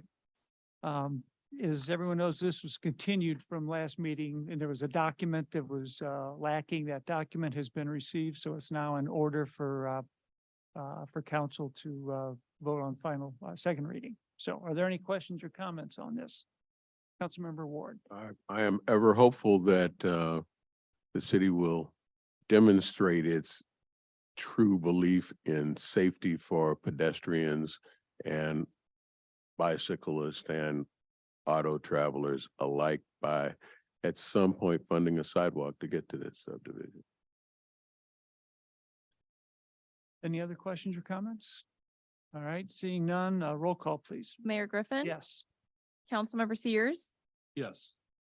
Councilmember Ward, Yes. Councilmember Zimmer, Yes. Councilmember Dewey, Yes. Councilmember Gibbons, Yes. Councilmember Lizzo. Yes.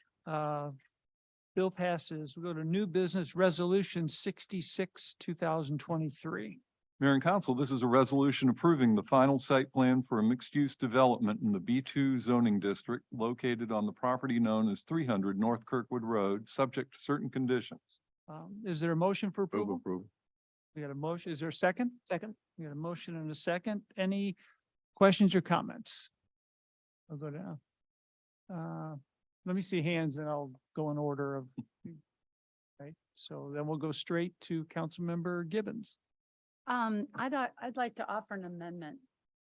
I would like to see that the fence that was original to Pittman School, sorry, be retained. That they still put in a 5-foot sidewalk that runs from Washington to Adams, but that they are not required to put in any vegetation, which is what's written in here, between the sidewalk and the fence.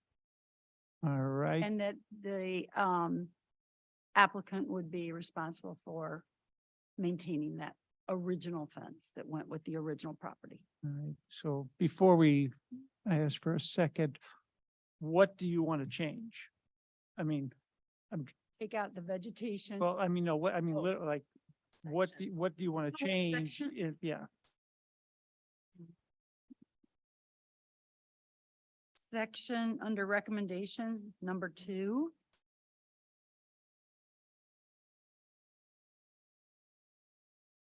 says that they have to put in a new fence.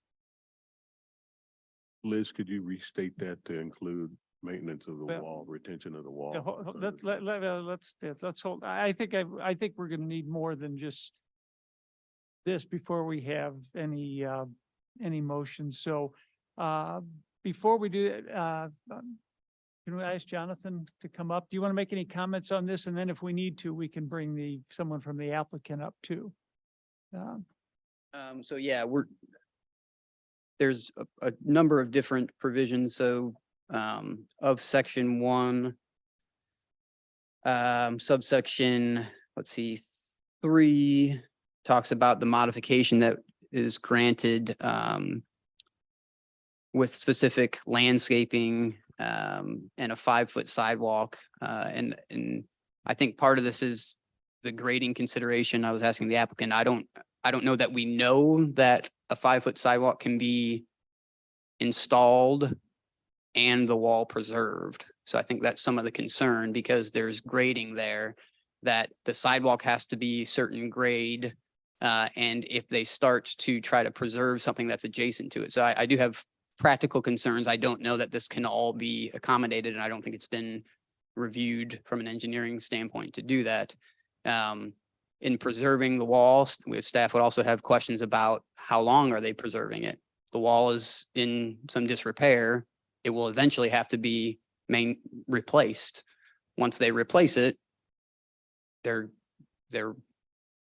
disturbing the area as well. So I think there's a lot of practical design considerations that this would be in effect. If you would, I would recommend talking to or allowing the applicant's engineer or other representatives to come up to address that if they're able to. As far as a technical standpoint, I will try to look through. Like I said, I think we would have to revise number 3 to some extent.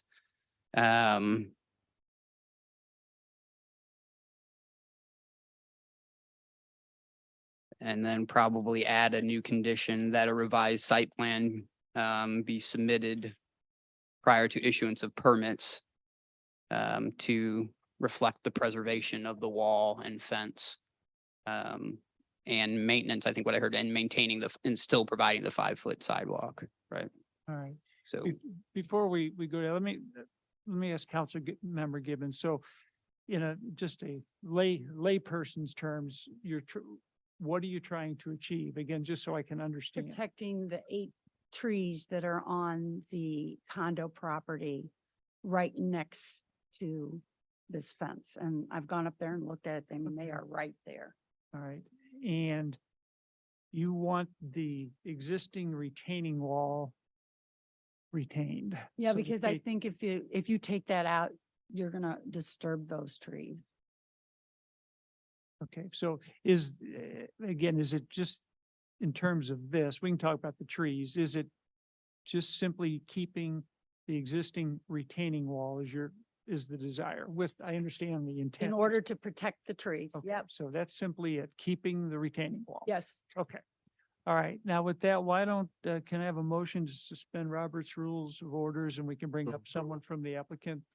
We've got a motion from Ward and Zimmer. Any questions or comments on that motion? All right, seeing none, all in favor, please say aye. All opposed, say no. Motion passes.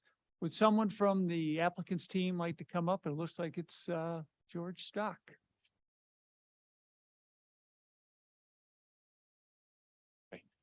Good evening, Mr. Mayor, members of the council. For the record, George Stock with Stock and Associates here on behalf of Intrinsic Development. I think the issue of the retaining wall goes back a couple of years when the Commerce Bank was moved. We removed half of the wall for a number of reasons. One was the age of the wall. The fence was in bad shape. The original wall was wrapped with a Versalock wall to provide support, and that's what we have here. I understand that Mr. Maynard with Intrinsic met with the ownership adjacent, and we're open to removing the wall. It's just the engineering that's been done to date has been the wall removed consistent with what happened on the northern half. So keeping it there, I just don't want to say that we can do that and still be able to accomplish the 5-foot sidewalk. So, but we are certainly willing to try to retain the wall and maintain the wall if possible, but I just can't give you a definitive answer that if you change the motion and says we must maintain it, I don't know that we can do both, the 5-foot sidewalk and retain the wall. Okay. stay there, George. Jonathan? Based on what George said, I'm not gonna put a thing in anybody's mouth. I understand that they don't have a problem trying to retain it. But if it's just not gonna work with the sidewalk or its condition, that could be a problem. How could that be addressed? Or can that even be addressed? Meaning that how could we accommodate them trying to preserve it, but not? Basically, it's, I Yeah. mean, if that's even possible.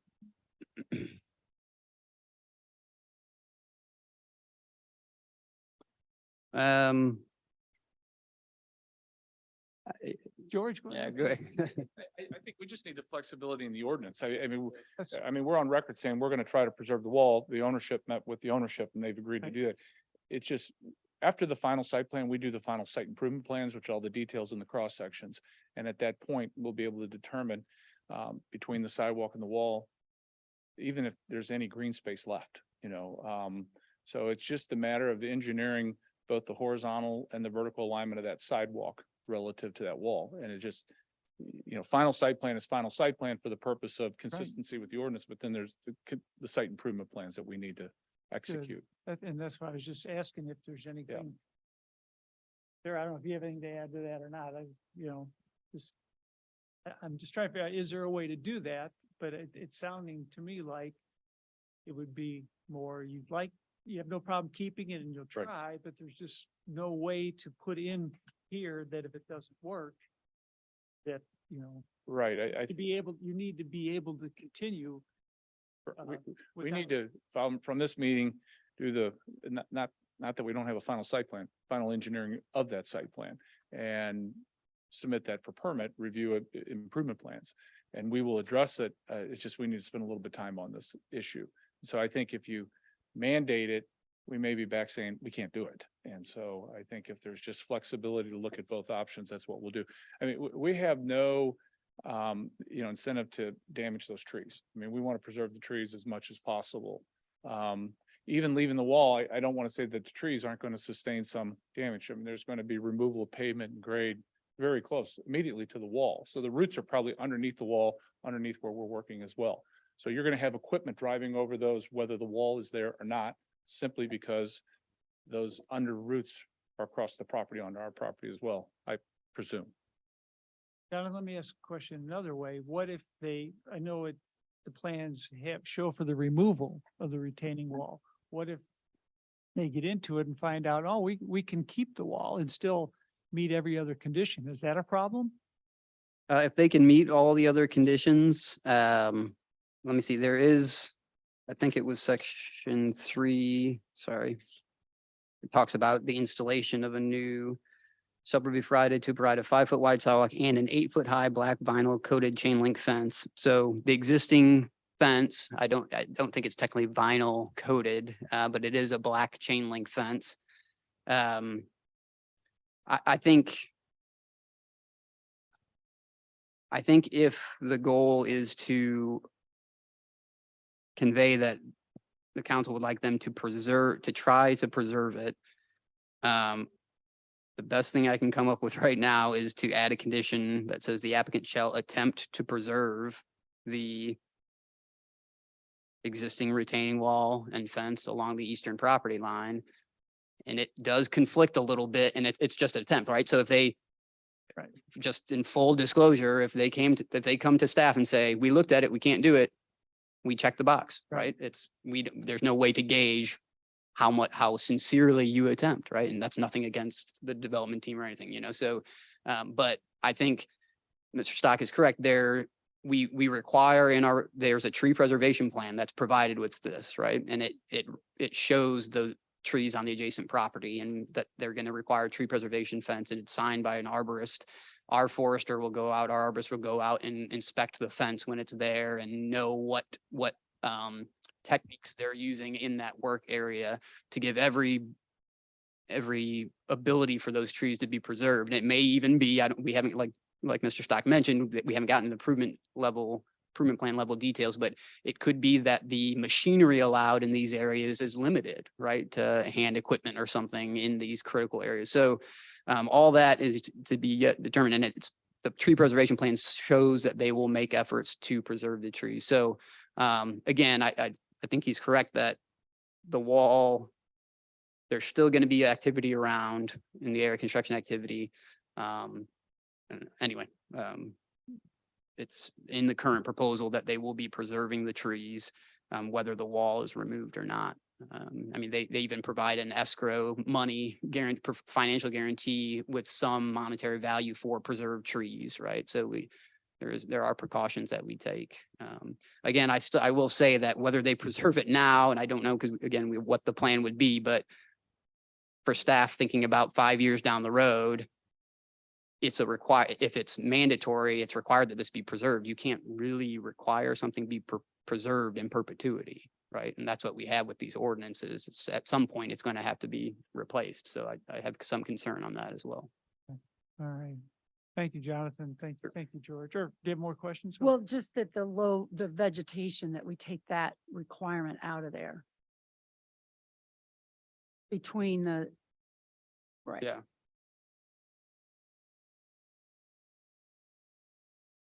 Okay. So yeah, I mean, if there's going to be an amendment, I guess, and I'm open to suggestions here, but I think before we Okay. can go, I think the council needs to have a discussion. Okay. On it. And even before there's, a motion, I just, and that's why I wanted to ask the applicant and John, and I wanted to understand what Councilmember Gibbons was trying to get at. I mean, personally, I don't see a way of really technically doing that, because first of all, if the wall cannot be saved, then, then it, whether it's, right now or in a year from now, I mean, if it's an older wall that may not be in good shape. To me, it's not, they can try to save it, and if it works, fine. If not, I just don't think we can legislate saving it, considering some of the other, variables that could come from it. They could get very, very complicated if they can't save it. So that's my thought on, I would say that if there is even, and again, trying to come up with a motion would be very difficult, considering the vegetation, the trees, the wall and everything would be very, very difficult. I could not support it even if we came up with some kind of wording on it. So Councilmember Ward, you had your hand up. Yeah, well, for me, I know that trees are important, and trees have a finite lifespan. But I think more important to a lot of residents in this community is the historic value of that wall and that fence. That building was put up in 1914. Commerce Bank is preserving the flagpole because they understood, and I'm hoping that this applicant will understand the emotional tie that the community has to that site. If the council will remember, a previous applicant had agreed to maintain, to keep that wall. And it's a stone wall, and masons simply take stone, replace it, put new mortar in. It can be rebuilt. It's not as if we're talking about a nuclear plant here. It's pretty simple. I think it'll be an attractive, remain an attractive addition to that site. And I know that the residents there wanted to preserve that existing fence. They're attached to that because it improves their sight line. Take that down and somebody will want a cementatious fence that's 8 feet tall. And so we can eliminate that need. So I think it's important that we do everything we can to secure that wall. I want to hear from everybody, because if we're going to go down that path, I don't want to go down that, and then all of a sudden we take a vote and it fails. So I want to just hear from everybody. So I'll just go ahead, Councilmember Litz. Well, I mean, I don't know that we can, mandate the future, but I actually, I do support trying to, the preservation plan calls for whatever protections necessary by urban forestry to help ensure the vitality of the trees, which are healthy trees. The residents have expressed a desire to keep the trees. I support Councilmember Gibbons' proposal, how we get to yes, I don't know. I agree with Councilmember Ward about the existing fence. I have no desire to propose a cementitious fence or a Semtech in spite of his constant using my desire for good fences as, a matter of jokes. Maintaining the wall, it is important. It's an important historic corner to this community. One of the original elementary schools, I had proposed calling it Pittman Place instead of Kirkwood Apartments as to recognize the importance of the namesake. I think we can do this. I think, and not, relieving the requirement to add additional landscaping or whatever. I think, that could help relieve whatever physical issues with maintaining the wall and putting in the 5-foot sidewalk and whatever. So I support this idea. Councilmember Zimmer? Yeah, I like the name Pittman Place too. I think, we talk a lot about historical value and the history of Kirkwood. This wall and fence is a part of the history, and I think that when we can preserve our history, we should do so. I think, we may have to get a little creative, but, if the priority is to preserve the wall and the fence, which I think, we can certainly, it's a chain link fence and it's masonry and stone. We can make an effort to preserve it and to keep that as a part of our history. So, I mean, to me, that would be the priority, is to maintain the wall and the fence. I also, whenever this first started, however many years ago, met with a number of residents in the building as well. And they very much wanted the chain link fence, some kind of chain link fence, to not have a solid wall. Because then they just sort of feel like they said, we feel like we're closed in this yard. They wanted to see what was going on. Actually, I was kind of surprised. I thought they would like a nice wall, but they want their chain link fence, at least the people that lived there several years ago, so they can see what's going on. And especially since it's going to be apartments and people coming and going and all that sort of thing as well. So. Councilmember Seer?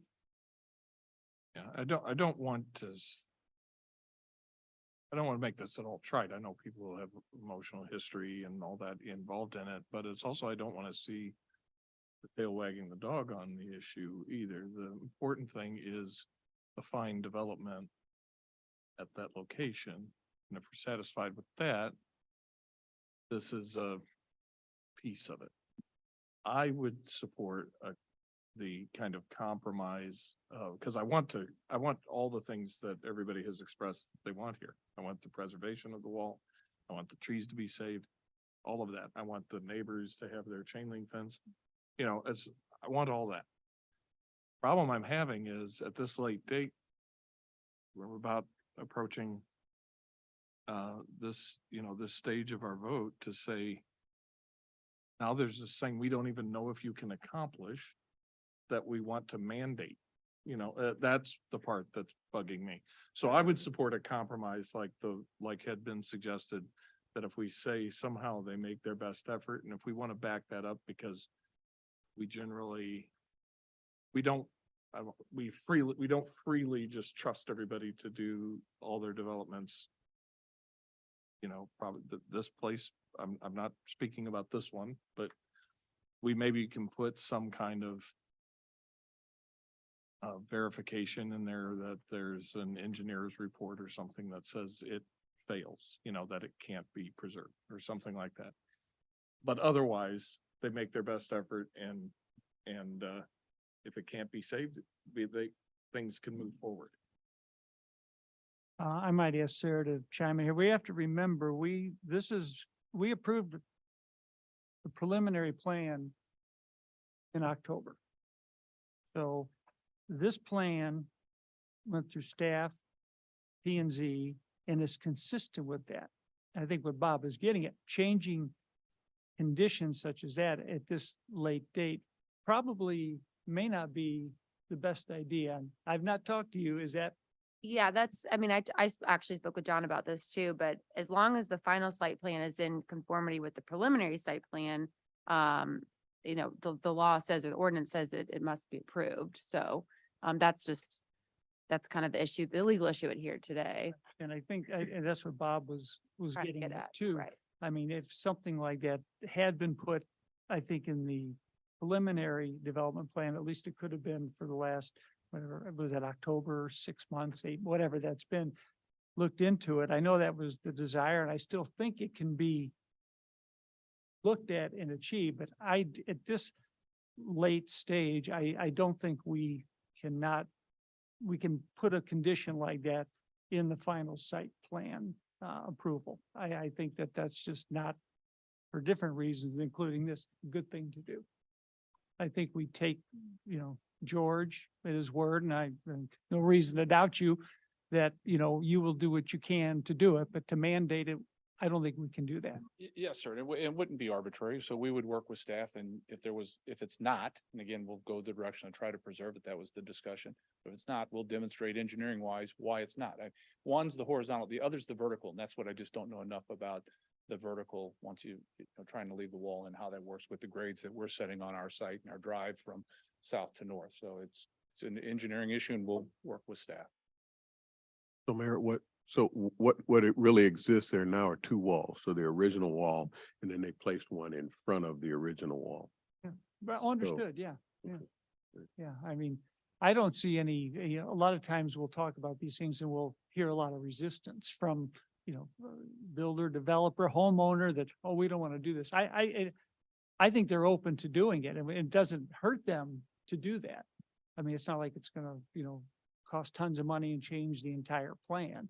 I think though we have to leave it in their hands and then report back to, planning department as to whether it can be done or not. If it can, great. If it can't, then, so be it. I think that's the way we have to leave it.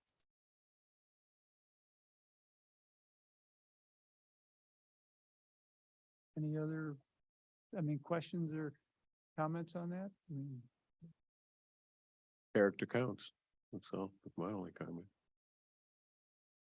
Well, if we would not amend condition 3, or is there a way to make condition 3 kind of squishy that they would explore the option of retaining the existing wall?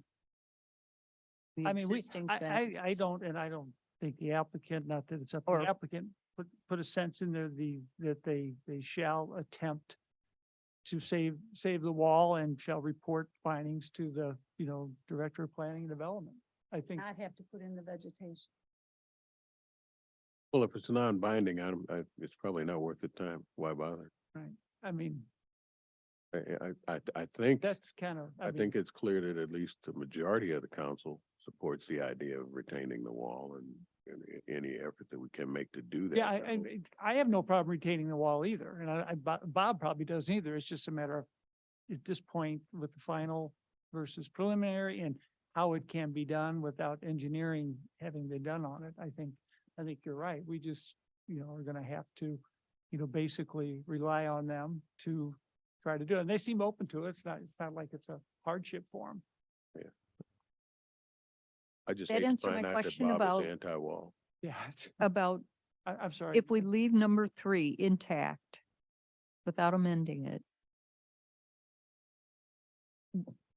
then there's, Is there, is there enough discretion in there for staff, Jonathan?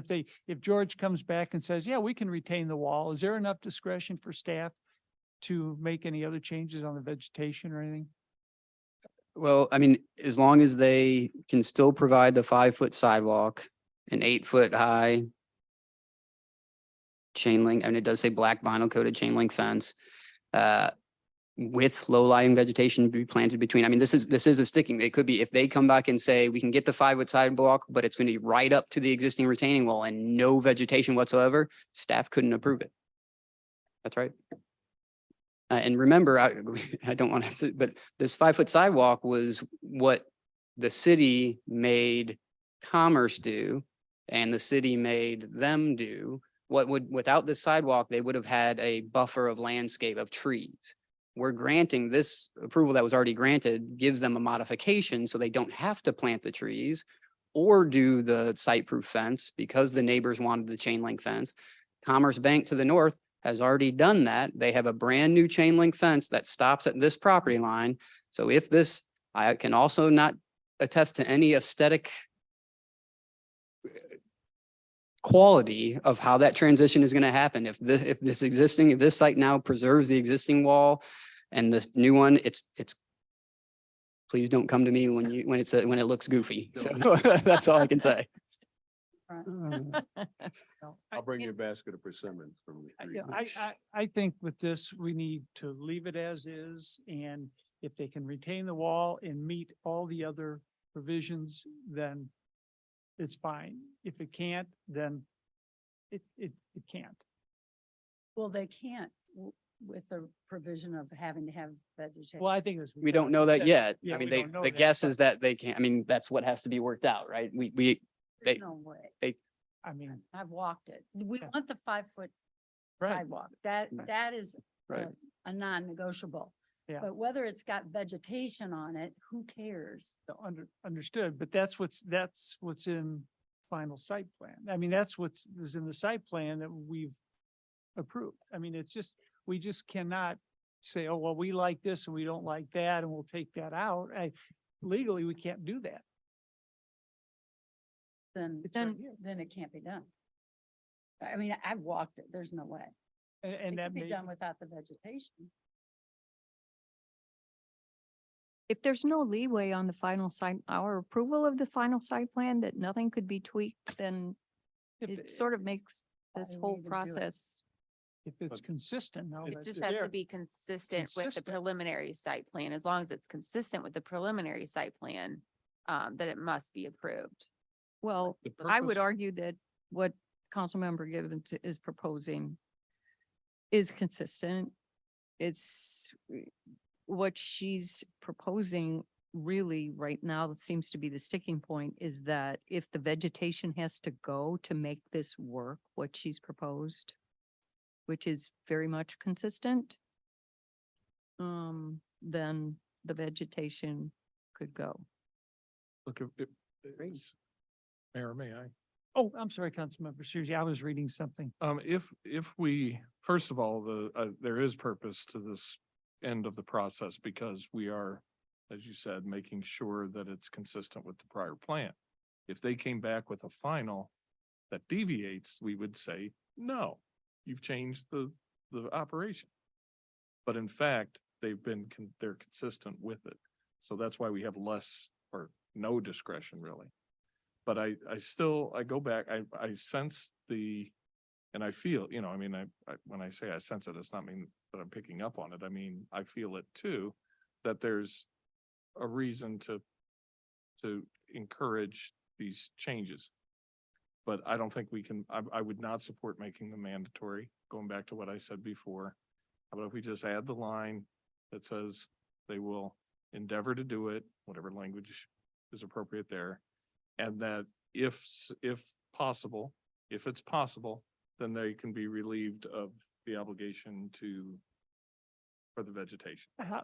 How about a sentence? I don't know if you're coming up with Yeah, that yeah. at the end of section of number 3. I jotted something, but Okay. why don't you go first? Well, I was going, just adding a new condition 20, but it might be to the same effect. So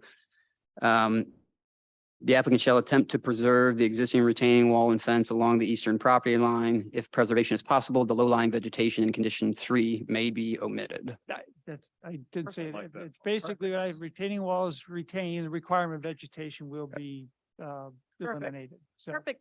Yep. Did you guys catch that? Albert, so is it okay? yes, please. So the applicant shall attempt to preserve the existing retaining wall and fence along the eastern property line. If preservation is possible, the low-lying vegetation in condition 3 may be omitted. Or is that some? Good with that? All Okay. right. Someone want to make that motion? Motion. Oh, I think, Second. all right.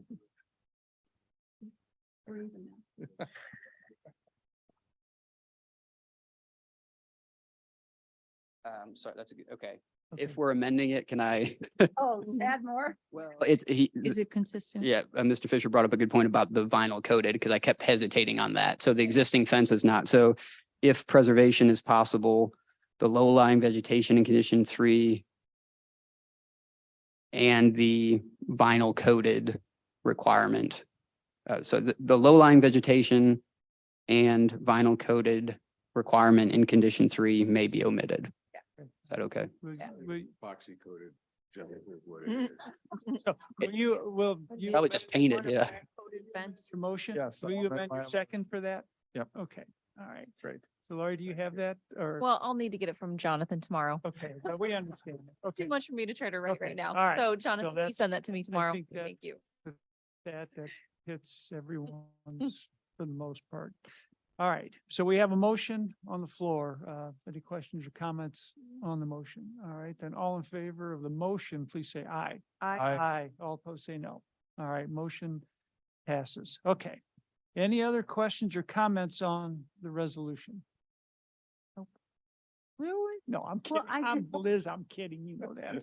I just, and we've brought, several of us have brought it up. Is this the name that you've chosen for this apartment building? Okay. And when we, first were introduced to this, we said that, we felt like there needed to be more balconies. It doesn't look to me like any more balconies were added in any way, shape or form. And as a matter of fact, it looks like most of these are just not even, you can't even hardly step out on them. Is that true?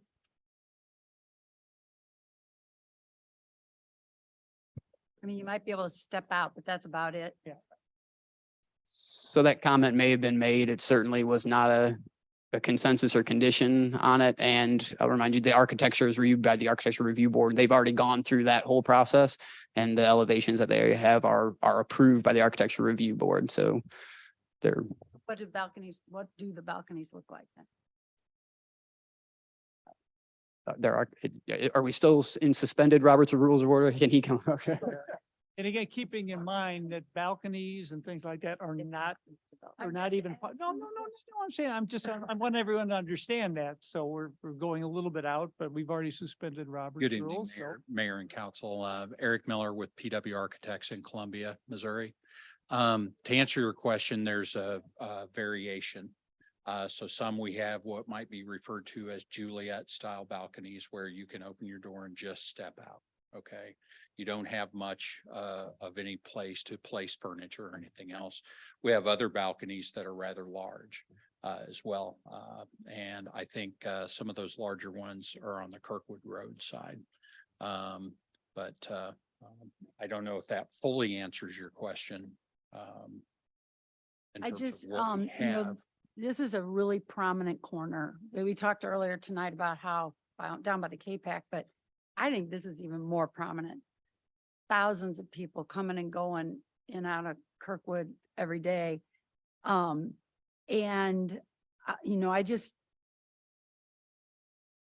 just hope that the way that this is managed and run will be consistent with what else we have in Kirkwood and what we heard about earlier tonight and how that condo complex is going to be run. Not listening to council when we talked about at the very beginning about this, that these are probably going to be people that are a lot of empty nesters moving into this, not student housing, which I know is what, your company has done a lot of. And I think that a lot of empty nesters or those folks downsizing are going to want spaces outside. So I understand where we are in this process, but I think it's important for us to know that this group that's coming into our community for the first time ever is going to operate it with the highest integrity and listen to what the residents and council has to say. So that's. Thank you. All right, anything else on this? All right, then roll call, please. Oh, I'm sorry, Councilmember. Oh, I it's okay. apologize. I'm, Oh, so yeah, yeah, roll call. No, I'm fairly quiet and small. Yeah. You obviously have the right to name it whichever you wish. I would love for you to consider making it Pittman. It's Pittman Place. Yeah, I think would just be near and dear to a whole lot of people's heart. Great.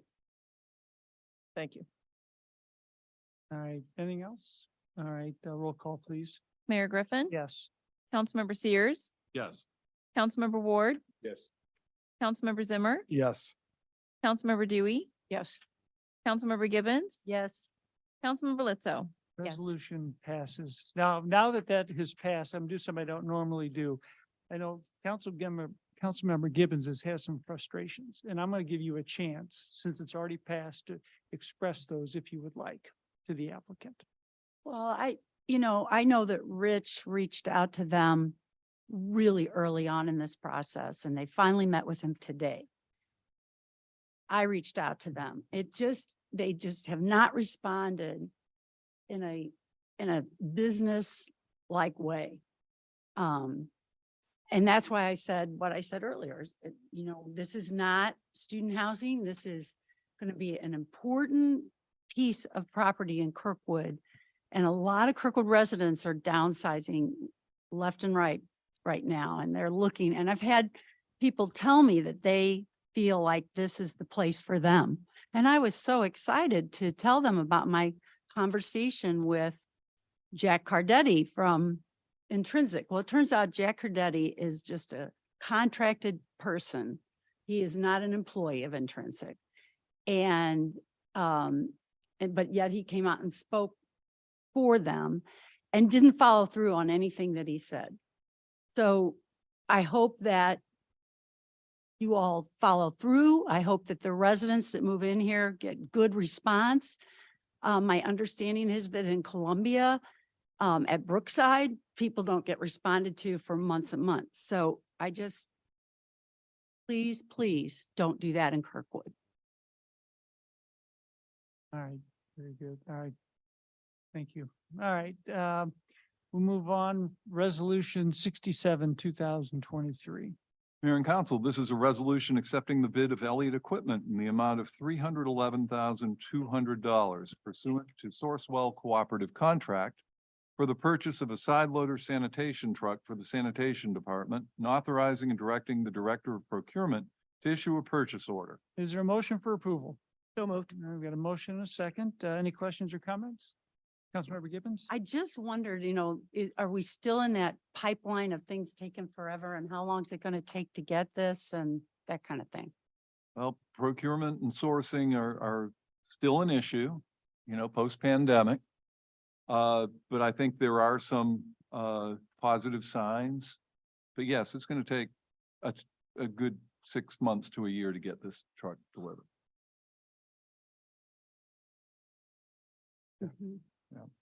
All right, anything else? All right, seeing none, roll call, please. Mayor Griffin, Yes. Councilmember Sears, Yes. Councilmember Ward, Yes. Councilmember Zimmer, Yes. Councilmember Dewey, Yes. Councilmember Gibbons, Yes. Councilmember Lizzo. Yes. Resolution passes. Resolution 68, 2023.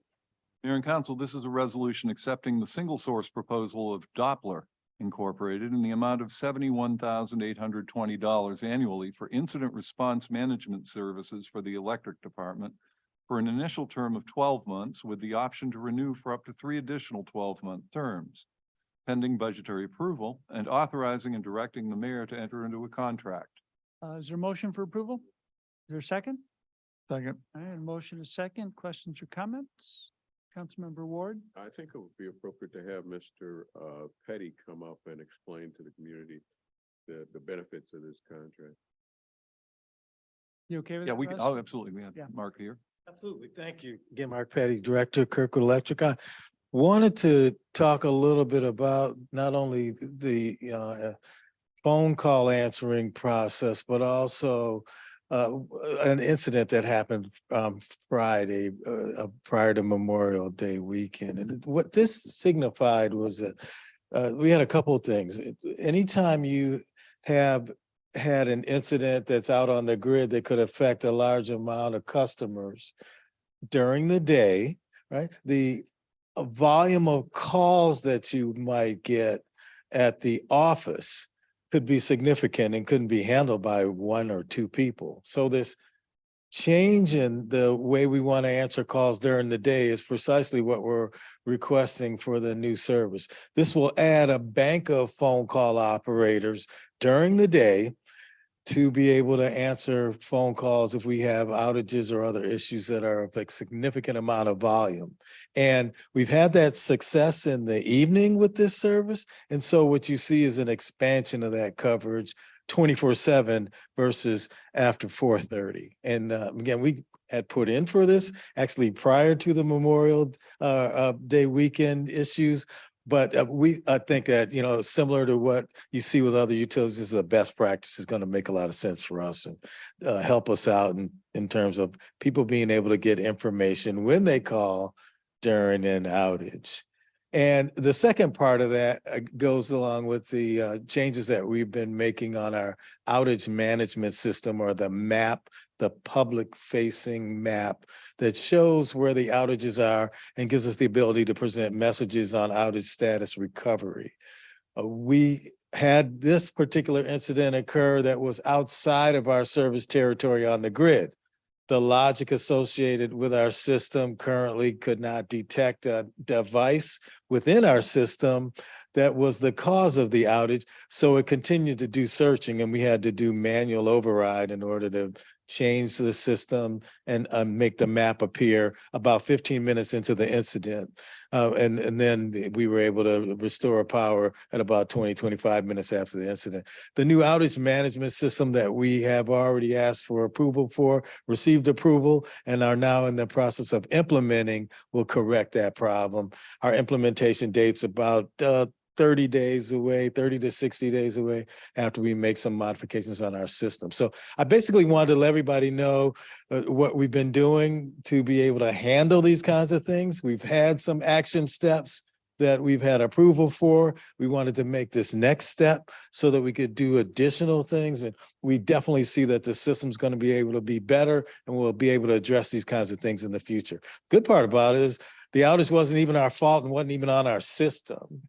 So, I mean, I think that shows that we've been able to do some good things for reliability and be able to continue to use technology to augment the system. So from that standpoint, we were at least pleasantly surprised about the cause of the outage and the fact that the cause was not ours. But we always strive to get better. And this is really an example of trying to do just that. Thank you, Mark. Councilmember Sears? Just a real quick question, and it's just a curiosity on my part. Are we able to know how many people look at the map during an outage? I mean, is it? We do not have a way to know exact. I mean, I think my IT people would tell me that we can tell how many pings we get, but that could be repeat pings. And so you can't really tell the individual number, but yeah, we can get the hits, but yeah. 6 or 8 or 6 or 800? Yeah. 6 or 8,000? Yeah, we can't tell exactly how many individuals will actually click. We just know how many times it gets pinged. And it is getting a lot of attention. And that's why you heard some of the comments maybe from some of our customers about the fact that it was not operating initially during the outage. And we've tested for volume and that kind of thing, and we believe we have the bandwidth for that. So that's a good thing. That's an improvement over the way things used to be.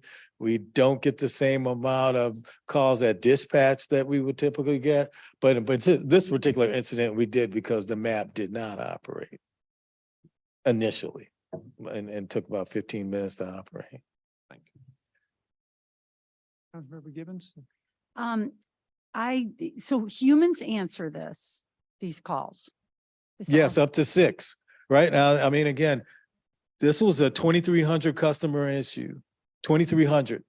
So typically what you'll get is the bank of operators will get calls up to 6, and then people will start to get a message that we've been aware of their outage and are answering the calls now, and we'll pick up the next available call. But in the interim, that they would be able to look at the different sources that we have for updates. Oh, so. And they all can the leave members say, messages. Look at our map or Right, look at our. right. Oh, Or look at the cool. website. That's correct. Yeah. Oh. And they would also be able to leave a phone number so that we can message them or text them. And that was the other augment that we made in the second round of the Doppler system. If they leave a smartphone number, we can then send a message back to them with an update. Cool. Yeah. So yeah, we're getting a little bit more sophisticated with the automation. That's awesome. And then what is a vegetation service request? It's tree trimming. Anybody that wants some tree trimming service, they will call us just like they do with other service requests. We've combined our operation, as you know, with Corey and the urban forestry operation. And what this is going to do is now help him to get his phone calls answered and converted to service requests, because we wanted to automate that process. This is really a step forward where calls just don't go to Corey and then they are in his voicemail. He's got to get back to everybody as an individual. But now we got a bank of people that can take his calls and create work orders. So that was my question. So when somebody calls in about an outage, the operators that answer it create a work order? No, not particularly with an outage, because with an outage, we only need one work order and are typically aware of the outage. And so then you'll just have an incident that you have initially with many different multiple callers on that incident, but one work order with that. So what do they do with the information that when they call in and they talk to someone that's got an outage, what do they then do? Pass it to the operations folks so that we can make sure that it is consistent with the information that we had about it being similar. Typically, what you'll get is a lot of people will call and want to just know, when is the power coming back on? And they might not have any real pertinent information for restoration.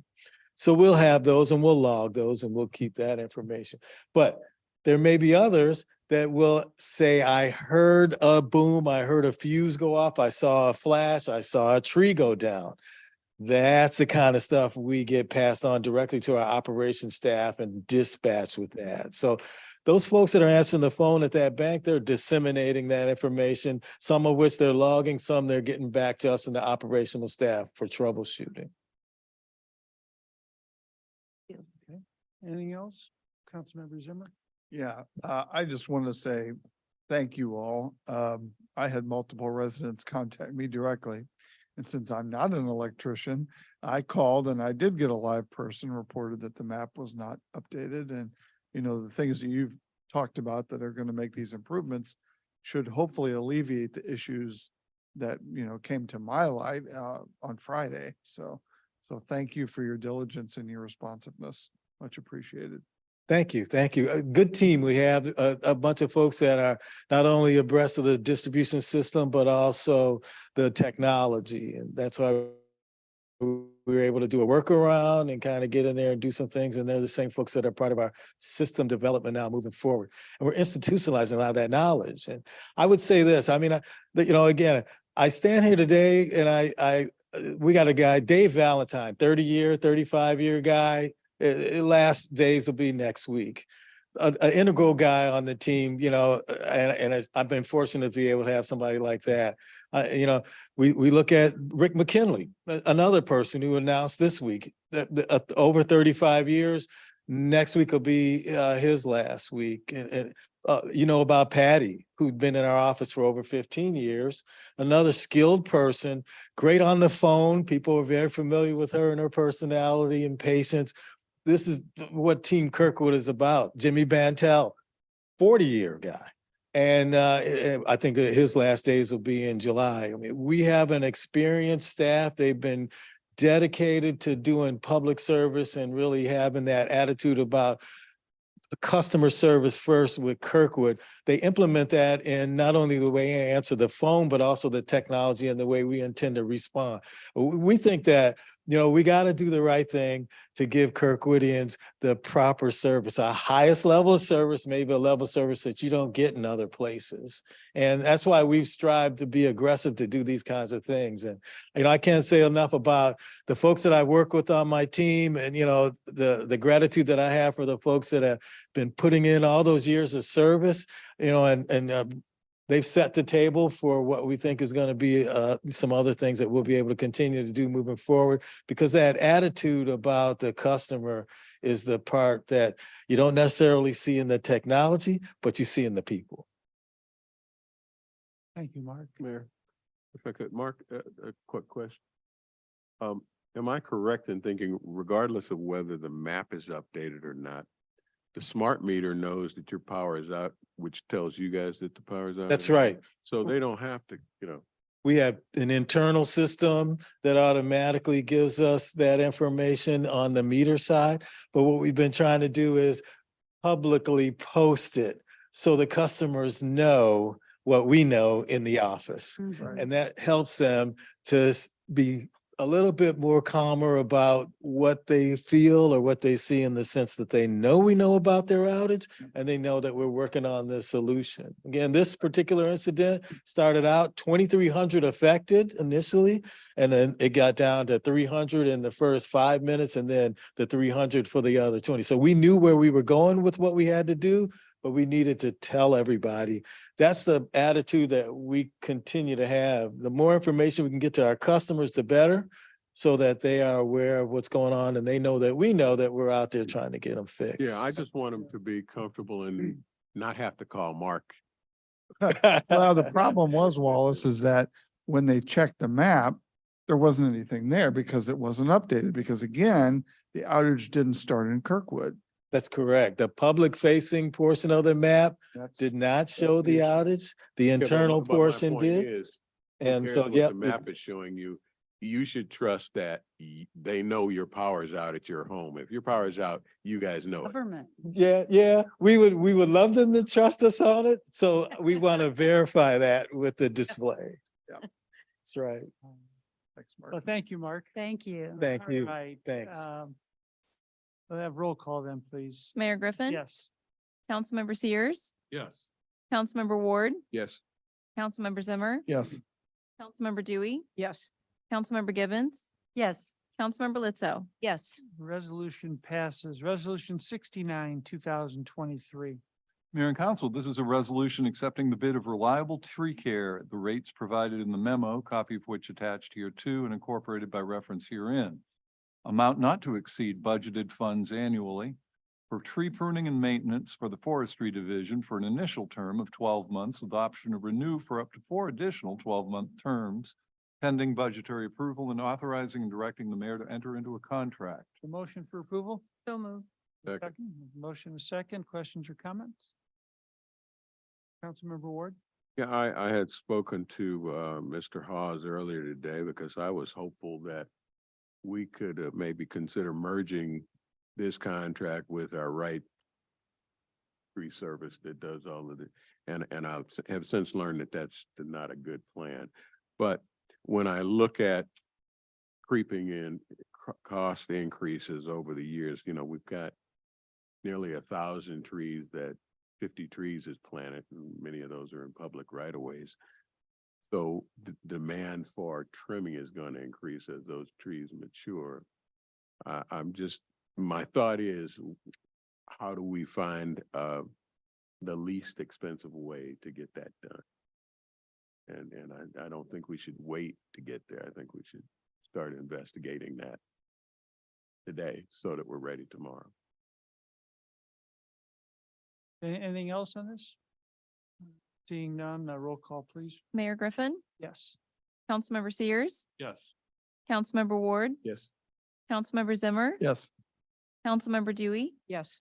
Councilmember Gibbons, Yes. Councilmember Lizzo. Yes. Resolution passes. Resolution 70, 2023. Mayor and Council, this is a resolution accepting the bid of Monster Tree Service at the rates provided in the memo, copy of which attached here too and incorporated by reference herein. Amount not to exceed budgeted funds annually for Tree pruning and maintenance for the forestry division for an initial term of 12 months with option to renew for up to 4 additional 12-month terms. Pending budgetary approval and authorizing and directing the mayor to enter into a contract. Is there a motion for approval? Motion. Is there a second? Second. Motion is second. Any questions or comments on this one? All right, seeing none, roll call, please. Mayor Griffin, Yes. Councilmember Sears, Yes. Councilmember Ward, Yes. Councilmember Zimmer, Yes. Councilmember Dewey, Yes. Councilmember Gibbons, Yes.